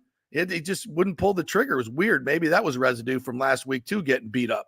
Because, sometimes when you get early pressure, you start looking at the rush. And then the second half, he did get a lot of pressure, especially up the middle. Cody Mark whiffed twice in a row. So that kind of, the second half, it was way more pressure. But again, defensively, they just allowed them to walk down the field. And, no intensity. That's just weird. Yeah, defensively they were really they were they held, obviously they only gave up 4 field goals, so they were able to hold tight at some of the around the red zone. Yeah, the red zone defense is good. But they just continue in a game where they needed to make some stops, needed to get a turnover, needed to get something big needed to happen. It wasn't happening. It was just Nix was either escaping the little bit of pressure he got on third downs, or they were in third and manageables, or they would, the game plan was great. Sometimes you just, Sean Payton, one team came in ready to play, one team didn't, and that just, and even we all thought, as bad as early start was, eventually something would click. Even if they weren't going to win, they were going to rally. They were going to do something. Hell, even the Cowboys rallied for a little bit yesterday, and no, it didn't happen. Just didn't happen. They were done. Corey, I'm sure you've noticed across the league that running the football seems to be back just a little bit, as passing is sort of down. Running the football has been back, but as I see it here, the Bucs are on OC number 3 in the last 3 years, and I have seen very minimal improvement in the ground game, and I'm not sure how they get that going, but would you start with giving Bucky Irving the majority of the snaps right now running the football? Because it seems like he's having at least more success than Rachaad White. Yeah, he's having more success, and I don't know if that requires him having the majority of the snaps, or if the reason he's having so much success is because of his snap count and the fact that they can put him in situations that are favorable to for him to do his thing. Running the football is a mentality, and you got to commit to it. It's something that you really have to, that it's something that your offensive line, it's teams that have successfully run the ball for a long time, it's just part of their DNA. So, this is a passing team by nature, and the receivers are great. The quarterback can be excellent at times. The line is probably better suited for pass blocking. Yeah. Although these last 2 weeks will tell you otherwise. But they also, last week Aiden Hutchinson is an elite player, and they just got beat up by him. It happens. And, this week they got beat up by everybody on the Broncos front line, it seemed like, especially in the second half. But, it's something I'm sure they're going to be working on all season. Every team wants to run the ball better, or run the ball efficiently. And I think Bucky is doing a great job. I think Rachaad needs to warm up. And I think part of that is they probably need to get him the ball in some situations that he can go out there and make a couple of explosive plays and get warm. We know what Rachaad White is capable of. And I he's a good player. He hasn't lost it. So I think together they can be very effective, and I think Bucky's doing a great job. I think they're putting him in really good situations for him to show his talent off, to show his skill set off. And so I don't know that giving him more snaps is going to help that. I'm not. There's a lot of things that go on too. I mean, obviously there's protection. There's different things that running backs have to do. Running back is a pretty complicated position in the NFL, with all the protections that you have to be part of, because you do have to sometimes stand in there and take on a blitzing linebacker. And believe me, that's probably not something they look forward to. No, I'm sure, definitely not Bucky. At his size, it can be difficult, but he does a nice job. Not at all. He does a nice job sticking his nose in there, like old Warwick Dunn used to do. It's crazy, but they do it. Tough as hell. I love it. I love those small backs that are tough that'll do it. But I respect the hell out of them. But I'm pretty sure it's not his most favorite thing to do every week. Did you get a chance to watch the USF game? Yeah, I mean, we were both there, and I mean, I watched the refs had an amazing game. The refs in the replay booth were exceptional. I mean, That game took forever, man. I don't know if it was fire. I don't know if the injury timeouts. Oh my God, that game I think freaking it was took the forever. combination No, of everything. And yeah, no flow I'm to that sitting game there. whatsoever. I'm sitting there. No, I'm sitting there with next to Fred Goodall. I'm watching the FSU game on my Yeah. computer, and Yeah. I'm sitting there like FSU's going to be done with post game before this game is over. Like the game started the exact same time, and they were into the third quarter before USF Miami went to halftime. Yeah, but that game, it's always bad. I thought USF played a great first half. I thought that that big play right before the half was a gut punch. It was a gut punch, and Miami's depth just kind of took over in the second half. But I thought USF 2 weeks with Alabama and Miami, I thought they've impressed me on what they could do, and obviously they need to go win their conference for the first time ever. And I don't know if they can, but they're so improved over just a couple of years ago. They've come light years so fast. What are your thoughts on what's possible for USF in this game in general? In this game, I agree with you. They go up 15-14. They give up the big pass. They come back down. They hit a chunk play, I think to Keith for 64 yards. Yeah. They missed the field goal, and then they turned the ball over to start the second half. So all of a sudden, instead of being down by 4, having a little momentum going in the half, you have that missed field goal, come back out, you give up, turnover, quick touchdown, and now you're down by 14. And that's when the distance really, once the distance gets to where it is, USF became a little one-dimensional. And credit to Sean Atkins, who was absolutely wearing Miami out from the slot. He was wearing them out from the slot. Yeah. I'm looking at 11 catches for 125? Yeah, I tell you what, if Bill Belichick coaches again, it'll be to draft him in the 7th round. I guarantee you. Shocking development. He said on our show Friday that Julian Edelman is his favorite player. I'm like, yeah, that fits. Yeah, he's gonna call Atkins Amendola Edelman. I think that's gonna be his new name. Yeah. He's just gonna call him that the whole time. Yeah. But yeah, so I look at, and I'm a big Alex Golish fan. I love what he's done. I love the way he's rebuilt the roster. I love his attitude. I love the attitude that he's instilled in those players. They come into these games. They want to do more than compete. Like they really battle. It was a fun first half. They went blow to blow with Miami for a while, and to Miami's credit, they're a very good team this year. They got back to some of their basics and were able to really slow things down in the second half and impose their will. But week in and week out, I think that this is one of the top. You look at the American Conference. Memphis gave up 56 points to Navy this past week. I think UTSA is not a good team this year. Nope. So it's open there for them. It's open there for them to go in there and take it and win this conference. I think they're certainly capable of it. They've got all the pieces. They're going to be in every game. I think they're a little road tested this year. Yeah. They played tough teams. I don't think anything scares them anymore. They're not intimidated, and it's amazing to think that this has all really come together in 16, 17 games now that they've been able to really turn this thing around. This was a team that they couldn't win anything. 4 games in 3 years. Yeah. Yeah, and brutal. to go to a bowl last year, to win that bowl game, to just absolutely destroy a team in a bowl game, and now, where they are. I think he knows he's got a good team. I hope the injuries that they had on Saturday aren't anything that's going to linger, because they want to be as healthy as you can. But, I think they're going into the conference season very confident in what they can do. Yeah, I was actually happy when Byram went out of the game. It doesn't look like he's injured. I mean, he was standing on a sideline. He was after the game. I think he was fine. But I was glad that he was out of that game in the fourth quarter. There's no need Yeah, he was just getting hit. He was getting hit a lot, and he was getting hit a lot.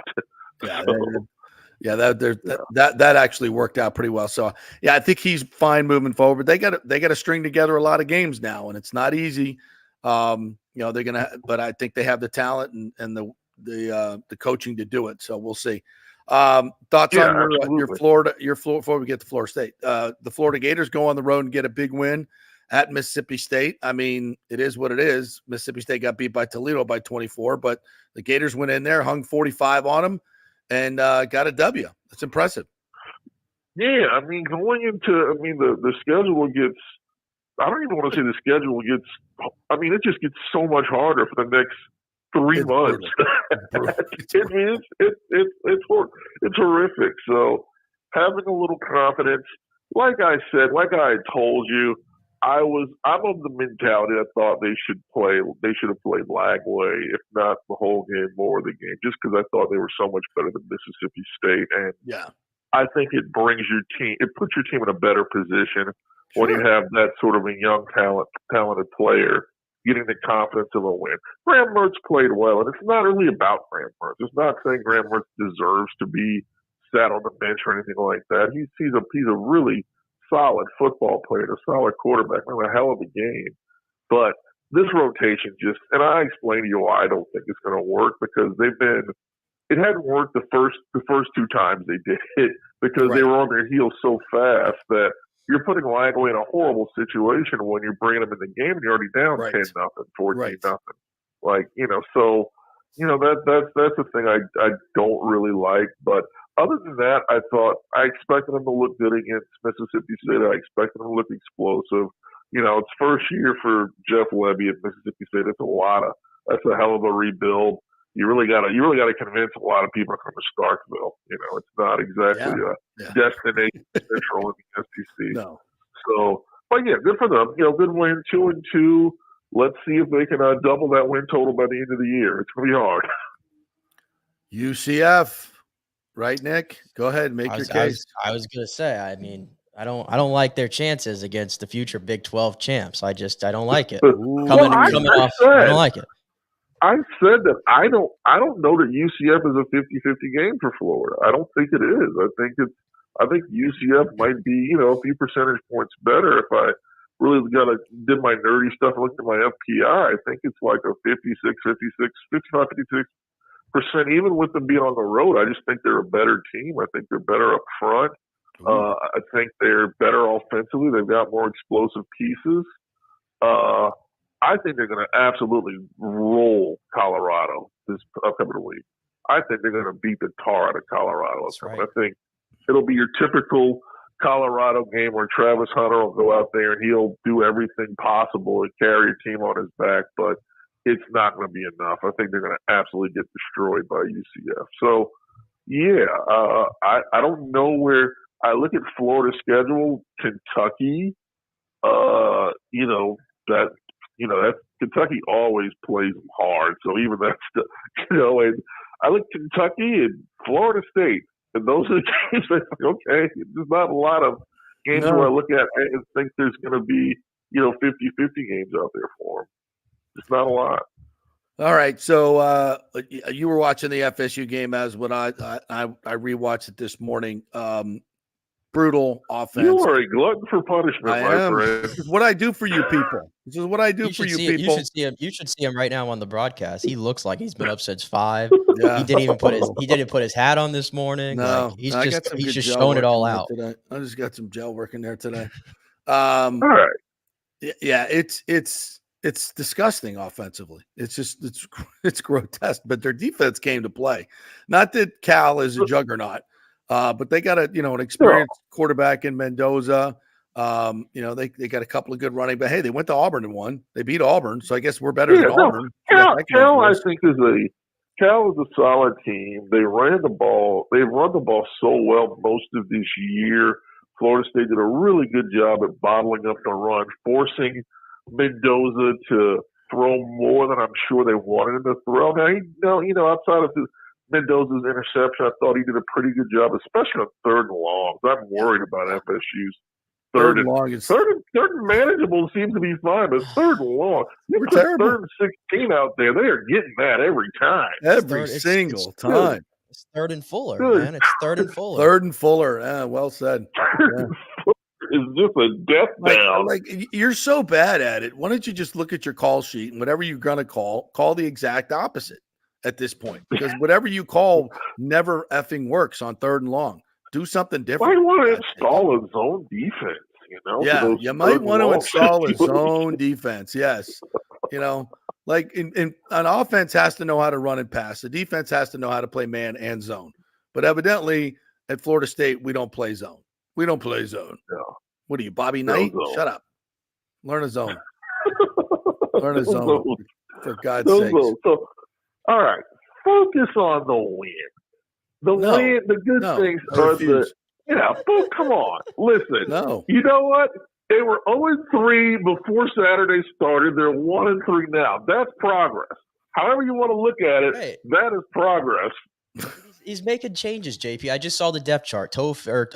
Cam Davis is running back 1 on the depth chart. Yeah. Toafili's now running back 2. Hakeem Williams has been upgraded to number 1 starter at wide receiver. Hey. Like he's making some changes. Make it move. And what's DJ is still quarterback 1 if you're asking, and there's no or button, so you're gonna have to live with it. God. Listen, this is the 5th game, right? So the NIL contract says after the 5th game, he doesn't have to start. Right. Yeah. So next game we can start Brock once the NIL contract is satisfied. Well, what's the next game after SMU? Isn't that like Clemson or something? Yeah. Do you really want Brock's first game to be against Clemson? Not the way Clemson's playing right now. Clemson can they can score now. Holy crap! Who knew? Oh yeah, it's funny what happens when you don't have to play Georgia. How much better a team looks from week to week. NC State is no Georgia. Is that what you're telling me? Yeah, Okay. NC State defense looks a lot less intimidating once you stare down the barrel of that fire-breathing dragon in Athens for 4 quarters. Yeah, everybody was dumping on Cade Klubnik, and I don't think that kid's thrown an incomplete pass since the Georgia game. No, he probably hasn't. But yeah, that Clemson game now looks ugly. Can we just decide not to play like we did during COVID? Can we do that? During COVID, we wait till they get to town and cancel the game. Yeah, hey, we got a virus running through. We can't do it, guys. Can't do it, guys. You gotta wait till they get to town, though. You gotta wait till they fly in. Yeah, exactly. They'll be warming up on the field. Like, no, we can't go today. Oh, sorry, Dabo. Yeah, I know you were getting ready to hang a 90 burger on us, but COVID. Sorry, you guys got sniffles. Can't play today. Try again next year. Best cop out ever. That might have been Norvell's greatest coaching move to date. Was actually just saying, you know what? We're not even practicing this week because we ain't playing this team. Trust me. This game is not going to happen. Yeah, it says right here in the COVID handbook. There, buddy. Yeah, right there. We don't have to play. We're out. We can't play. Yeah, sorry. Then it was like, did somebody actually call Dabble and tell them we weren't playing? Oops. Oh, sorry. Damn. Forgot to return that text. God gummit. We'll tell him when it gets here. Have you been out to the Lightning at all? Yeah, I've been out to camp for a couple days. Did media day, so I'll probably head out. I will head out to camp to the game tomorrow. I think I'll do a full day tomorrow. So, first day of camp stuff. Tomorrow is a good chance to see some of the young guys in some game action before. A lot of them will get sent back down. The ones that are heading to juniors will probably get sent back down soon after that game. So that'll be good. It'll tighten up a little bit. You get to see some of the AHL guys and kind of see who's on the verge a little bit more. But it's different. It's obviously it's different without Stamkos. But as I was, what I think is interesting is that I'm curious who else emerges and kind of, and feels maybe like, they're going to have to, take on a little bit more, be vocal both on the ice, off the ice. During media day, Vasilevsky did 9 minutes during his, which that's 9 more than minutes. we got from him. And he was great too. That's more than his combined career. He was great too. Wow. He talked about being healthy, about the things that he's kind of, he eliminated a lot of the heavy weight training that he's done. Yeah, it's about time for that. Place. He said he was doing more quote unquote. He used to just be, a squat machine. He's just squatting. No, I think the Russians. A lot of the weight training for more, flexibility stuff now. And Kucherov was still Kucherov. Real moody. It was guys. They were able to vent a little bit. They all missed the cap. You got to think about all that whole, in terms of, on the ice, off the ice professionalism. He was there. He was the guy that they looked to. So they needed the chance to kind of emotionally vent, all of them. They had that opportunity, and I think I'm very bullish on this team this year. I think they can do great things. I think defensively they're going to be so much better. Yes. And I think Jake Insel's going to be. I already think he's a hell of a player. And I think once everybody figures out what they do well, I think the lines are going to come together. I like Cam Atkinson coming back after being injured a couple of years. He looks healthy. He looks a little faster. I think he can. I think he can do some. I think he can get back to pre-Philadelphia production. So I'm excited about. I'm excited about watching. I watched JJ Moser out there a bit. He can skate extremely well. He's spent plenty of time in this league. He's a 20-minute guy. I think that pairing with Hedman is going to be very good with, the McDonough-Chernak pairing right behind it. So I like a lot of the things that they're doing. I think there's a lot of reason for excitement. Obviously, it's going to be a tough adjustment. You're used to guy was here for 15 seasons, so it's going to be a huge adjustment.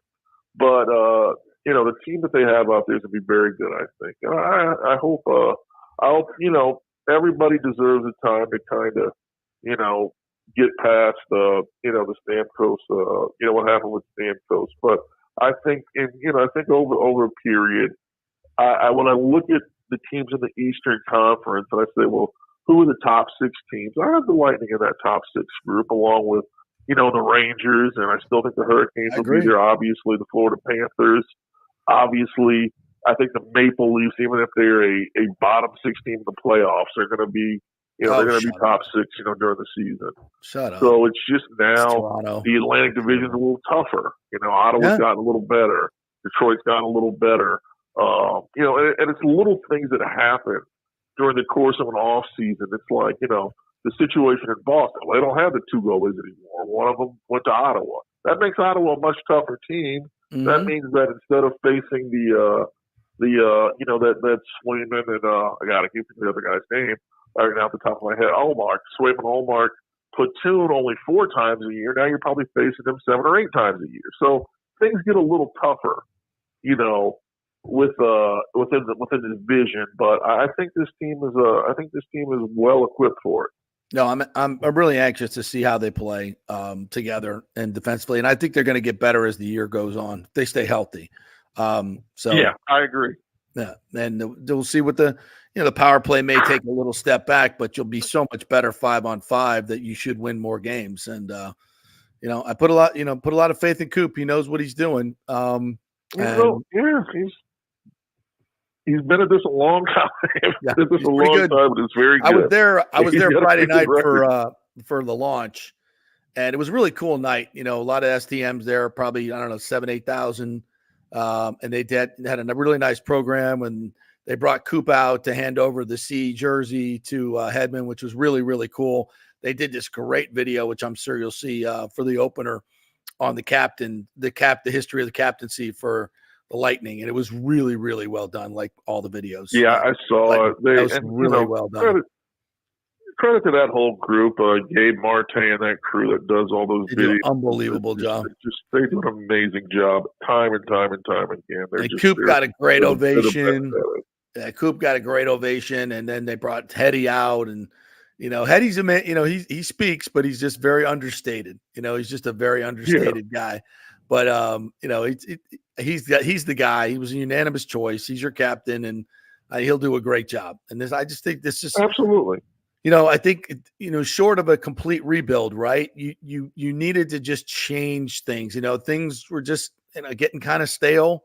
2 straight 1-and-outs in the playoffs. You needed to make a major change, but you still have the same core. And I think they accomplished what they needed to do. It sucks because it's Stammer for the main pipe. It's Sergachev as well.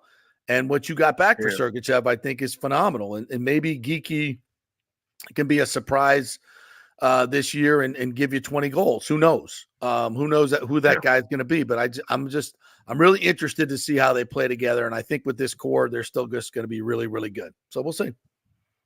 Yeah, I would agree with you. I agree with you. I'm very excited about that team. And I think, like you said, they want to make changes. They didn't want to be the Pittsburgh Penguins. No, that was the thing. They didn't want to do this. I didn't want to do that.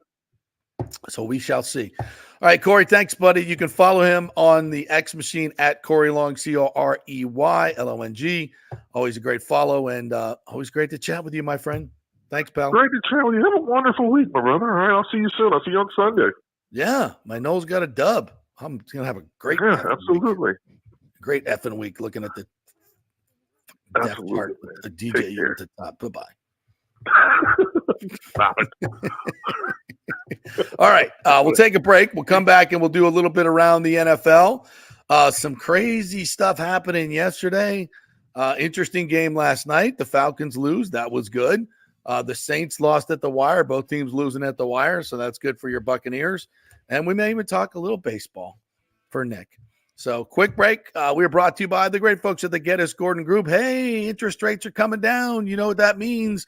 Houses are going to move. So get back in the market. You need the best realtor to do that with. And that, of course, is Jane Geddes, Nick's auntie. So go ahead and give them a call there. Go to GettysGordonGroup.com. You can contact them through the website and get back in the game. Buy yourself a house. Great group over there. And if you're looking to sell, they will list that house as well. Give you some great marketing. The GettysGordonGroup.com. Back in 3. Stay with us. Hey, it's football season, and we welcome back the Gator Report every Monday and Friday, sponsored by the Jeeves Law Group, Jeeves lawgroup.com. Just go to the website.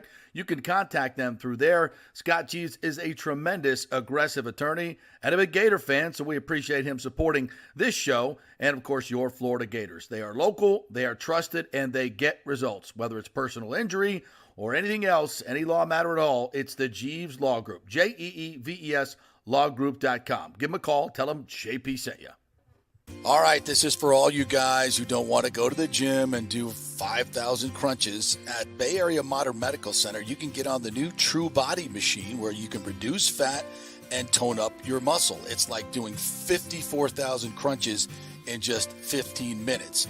Define your body as you see fit. True Body offers personalized muscle stimulation that delivers the equivalent of those 54,000 crunches in just 15 minutes. Just get in touch with them at Bay Area Modern Medical Center, BAMMC.com. Chris Lugo and the team over there will set you up on True Body and get amazing results. Non-invasive with comfortable and little to no pain and zero downtime. You can isolate and target those areas that you want to improve and treat multiple areas simultaneously. It's an amazing machine, so check it out at Bay Area Modern Medical Center, BAMMC.com. JP here to ask the question, are you planning an event, meeting, or conference? If so, you'll want to call the designers and production professionals at Extravaganza Productions Incorporated. With over 35 years of experience in the events industry, designing and producing every type of small to large event, they can provide a huge resource for design ideas, audio, visual, sound, lighting, decor, and entertainment to turn your event into an incredible experience for the entire audience. Folks, I've worked up close and personal with this group at many national events and Tampa events, and they have unique capabilities that help you save time and money in the planning and execution of your next event. Don't delay. Call these pros today at 813-621-4700 or check out their website at extravaganzaproductions.com. Tell them JP sent you, and they'll provide a free initial consultation for your event. Extravaganza Productions, the best in the business. Golfers, listen up. The hottest new driving range craze has come to Rogers Park in Tampa. The Top Tracer range is now open 10 to 9 p.m. And just like you see on TV, every shot is tracked for yardage and accuracy, giving you immediate feedback. And best of all, you can virtually play the top courses like Pebble Beach or St. Andrews with your buddies. Plus, great food and drink options available in the well-appointed hitting bays. Very comfortable out there. Reservations highly recommended, starting at $25 per hour, including balls. Reserve at rogersparkgolf.net. That's rogersparkgolf.net. See you there. Let's go. Right now, back to the show on FanStream Sports. All right, welcome back to the JP Peterson Show here, brought to you by Extravaganza Productions. If you have a business meeting coming up or a birthday or something you want to celebrate and you want the pros to produce the party for you, it's less inexpensive than you think. So give them a call over there. Extravaganzaproductions.com is the website. You can contact them through there and tell them JP sent you. Get a tour of the warehouse there. See all the cool props they got. Lots of great things they can do for your event. All right, you want to get to some of the comments here, my friend? Yeah, let's do it. All right. Got some great comments coming up. By the way, interesting stat here on the NFL that my bookie just gave me.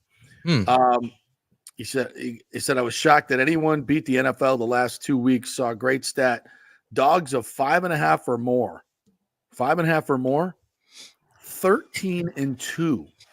Against the spread with 9 outright wins. That's 5.5 or more, 5.5 points or more. And they were 4-0 this week. How about that? Yeah. That's crazy. I'll tell you what, just a general statement I'll make about the NFL through 3 weeks. The everything's up. The merch is up, the ratings are up, the whole money-making machine is through the roof. But in terms of the quality of play that I am seeing across the league right now, I mean, it's been really bad. And I've been telling you some of these like interesting numbers. Like here we are, and this is pending 2 Monday Night Football games tonight. 108 touchdown passes through 3 weeks. There was 172 in the 2020 season. And that number has nosedived here to 2023. And then on top of that, there are 2 safeties. Yeah. Get rid of the 2 high safeties. How about we teach the quarterbacks a little better? How about that? 13 teams are currently averaging under 200 passing yards per game. And Andy Dalton is the only quarterback with 300 passing yards and 3 touchdowns in a game this year. Holy crap. How is this possible? 300. How is that the only 300-yard, 3-touchdown performance in the NFL? And he comes off the bench to do it, and the Panthers get their first win. And Dave Canales goes bananas. Did you see that celebration in the locker room? I did. It's good for Dave, man. You know who you didn't see? Who? Bryce Young.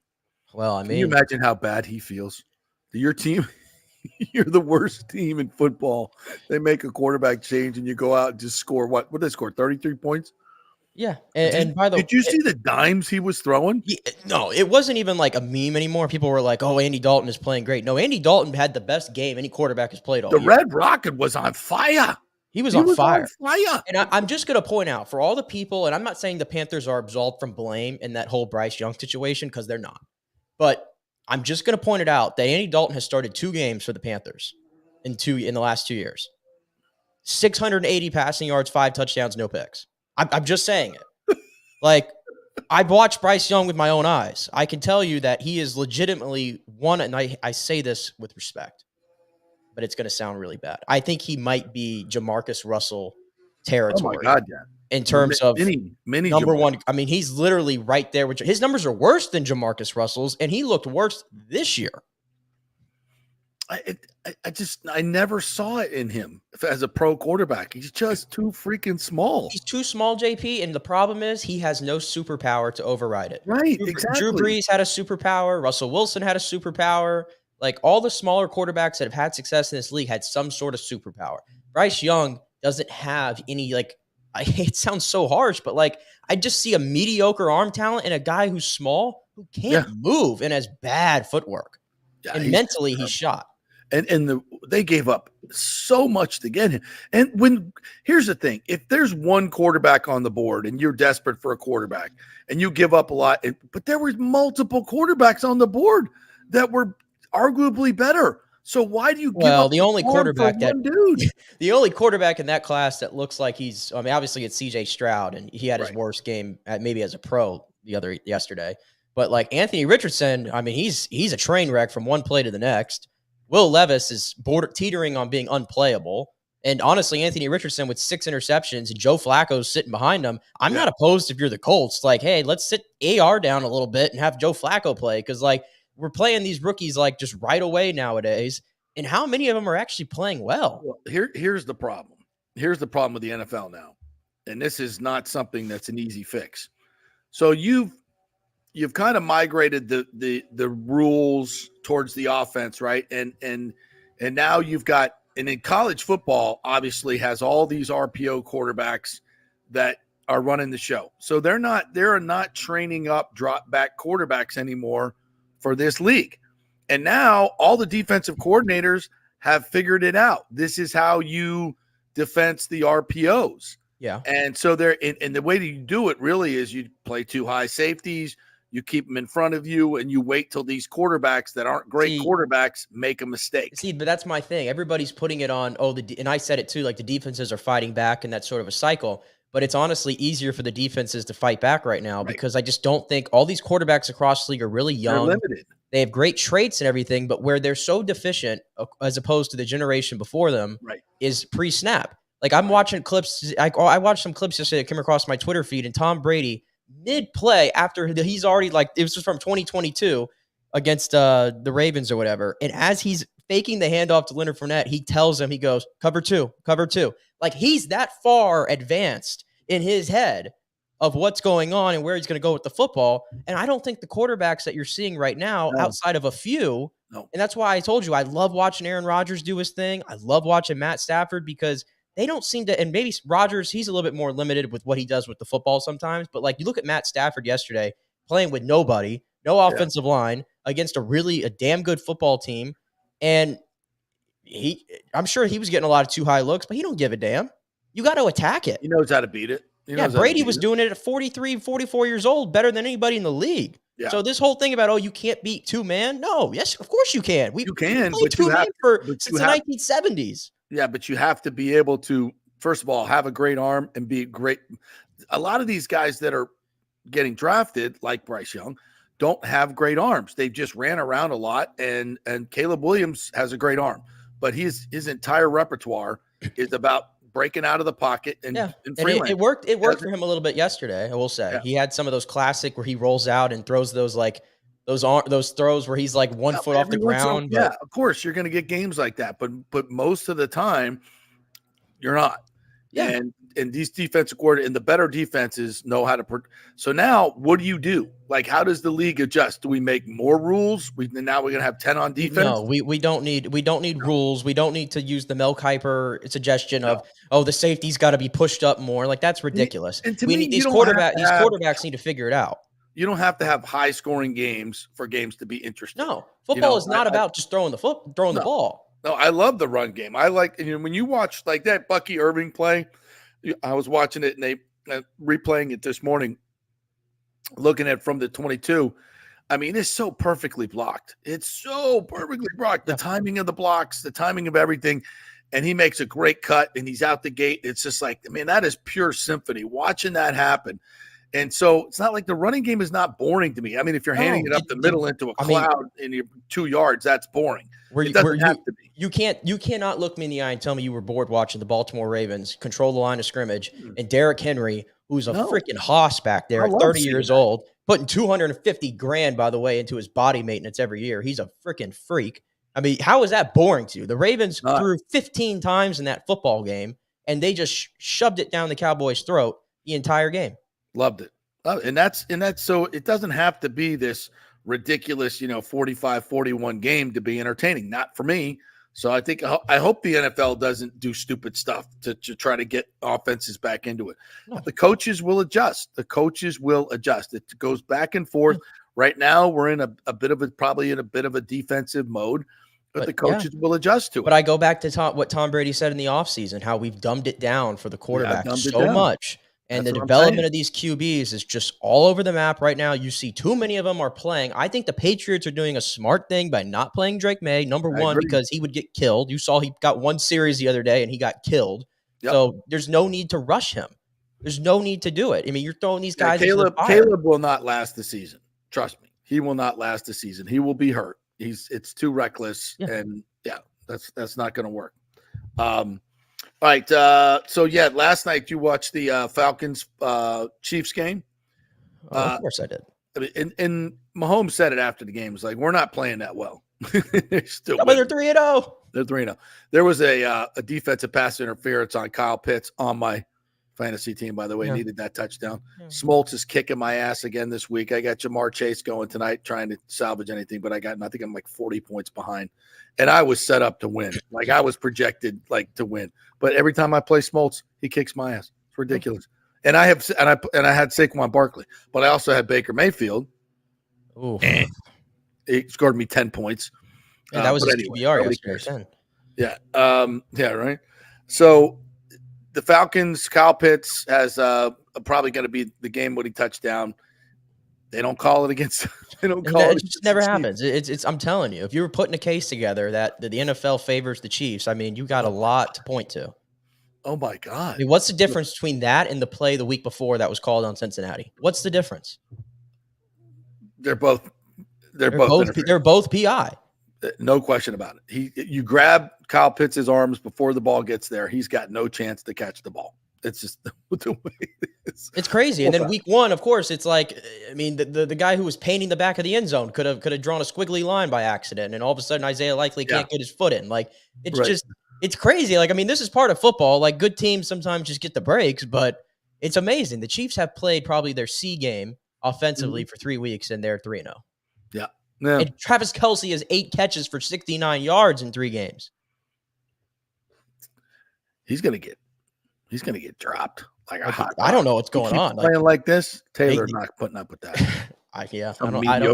Some mediocre tight end with a bad mustache. No, she ain't putting up with that. I'm telling you, I think this is Kelce's last year. I'm sticking to it. Oh yeah. What is he? 35 now? He's 34, going to win 35, and I mean, I thought he was going to age really well and continue playing, but I mean, if it keeps going like this, like I'm not saying he's washed or anything, but I'm sure defenses are paying more attention to him. But 8 catches for 69 yards, I mean, he gets that every game usually and more. Yeah. The 49ers are 1-2. See that coming? No, and I also did not see Juwan Jennings putting up a stat line that only in the history of the 49ers franchise, Jerry Rice has done it. I did not have Juwan Jennings on my list there. No. But Matt Stafford, what a game! Oh my gosh, he's awesome. He's just awesome. Incredible win by the Rams. The Cowboys are awful. Oh my God, they're so bad. They are old. They are expensive, and they got worse. Like, look at their offense. Like, you're throwing a CD Lamb and then the drop off. I mean, Jake Ferguson's a good tight end, but like Brandon Cooks is old. Like, you don't really have a third receiver. And then Ezekiel Elliott and Rico Dowdle. I mean, you didn't want to pay Derrick Henry, and this is what you get. They have 0 run game. You think the Bucs run game is bad? The Cowboys are worse. Terrible. That was so. I mean, again, all these underdogs winning. It's just crazy. What else yesterday floated your boat? Hold on, let me pull up my thing here. I thought I was really impressed by the Green Bay Packers. I think Matt LaFleur. Oh my God! I mean, Matt LaFleur took in Malik Willis right before week 1. Mm-hmm. Jordan Love gets hurt. He has to change his entire offense just like that, and it looks more efficient. I'm not saying Malik Willis is better than Jordan Love, but it's been more efficient. They're running the ball really well. Josh Jacobs has been a great pickup. Malik Willis, I mean, night and day over from what we saw in Tennessee. And they went out there and just dominated the Titans on the road. And so Green Bay, I mean, my goodness, I don't know how long. I'm sure Jordan Love will probably be back next week. But for them to get 2 wins with Malik Willis, I mean, shout out to Matt LaFleur. And LaFleur was saying how much Malik Willis has mastered the offense in 2 weeks, 3 weeks, whatever it's been. He said he's just like completely digested the playbook. I don't think he's changed his offense that much. the kid's just running it. He's running it really well. He's making some smart throws. He's not putting the ball in harm's way. I mean, you couldn't ask for a better 2 games there. The other game that I had my eye on, this was one of my favorite games to see this week because in terms of old school smash mouth football, the Chargers and Steelers had that written all over it. Justin Herbert get hurts in this game. He had to play. He played through a high ankle sprain, I believe, and he ended up re-aggravating that. But the Steelers, it never looks pretty. Never ever. But they're 3-0. The Steelers just keep on winning, and Justin Fields, I got to give the guy credit. He threw over the middle. He threw over the middle of the field more than I've ever seen him in this football game, and I thought he played really, really well. So I don't think Russell Wilson's getting that job back. I think that's Justin Fields for now. And as long as their defense, which is averaging giving up only 8 points per game through the first three weeks of the season, as long as that continues to do their thing, the Steelers are going to keep winning ugly football games. Justin Fields and the Pittsburgh Steelers, I told you, are a marriage made in absolute heaven. And it's just he knows how to win these kind of games. And now he's got a tough quarterback who can run the football and is serviceable in the passing game and is getting better. And watch out. Yep. Mike Tomlin knows how to win football games. It's just crazy. He can be frustrating sometimes in terms of how far back they are from a development standpoint on offense, but hey, they're winning games. Give us a Rays update. Rays update. So they sweep the Toronto Blue Jays. The Rays pitching staff has been unreal for the last month or so. Shane Baz is coming into his own. This is now 6 straight starts where he's just been fantastic. He's absolutely going to be in that rotation next year. So we always knew the Rays could pitch, and the offense again has been pretty, mediocre at best. They still can't hit with runners in scoring position, but shout out Jonathan Aranda. I've been waiting to see some of this translate to the big leagues. 3 straight games with a home run, making a case to be a part of this opening day roster next year, which is probably now or never for him. Yeah. So they're back to 500. It only took him the whole season, but he finally found it. He finally found it. They're back to 500. They're still in it. They're 4 games back in the wild card. But they have a series coming up against the Detroit Tigers, who are as hot as anybody in baseball right now. They're currently occupying a wild card spot. So if they have any chance, obviously they're going to have to run the table here, which I don't probably foresee happening, but who knows? And because the Royals have lost like 7 or 8 straight games, that's opened up that final wild card spot. But if you're the Rays have been fighting. I'll give them that. It's been a very miserable year at sometimes, but their miserable year looks like they're still going to somehow salvage a 500 season. So take that for what it's worth. I said they'd win 85. I was overestimating them. Real quick before we go, thank you so much for all the comments here today. I wanted to give a shout out to all of you guys. Kenneth McCleary said, "Hey, JP, I know any team could beat any team on any day, but when you say that you came out flat and you get your ass handed to you 26-7, that tells me that you thought that you should just had to show up and win." Yeah. It's just like these guys should know better. A lot of these guys should know better. That's very disappointing. And I think that, as much credit as we gave to Bowles for having them ready and overachieving in Detroit, he needs to take the heat for having these guys flat. That's on the coaching staff. The players you got to find a way. And they played passively, so passively.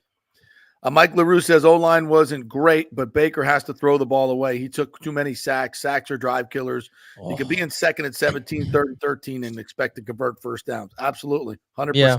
And and this sometimes has been a scheduled tweet, but can we get Mike Evans involved, please? I mean, Mike Evans had 15 targets through 3 games. That's just not going to cut it.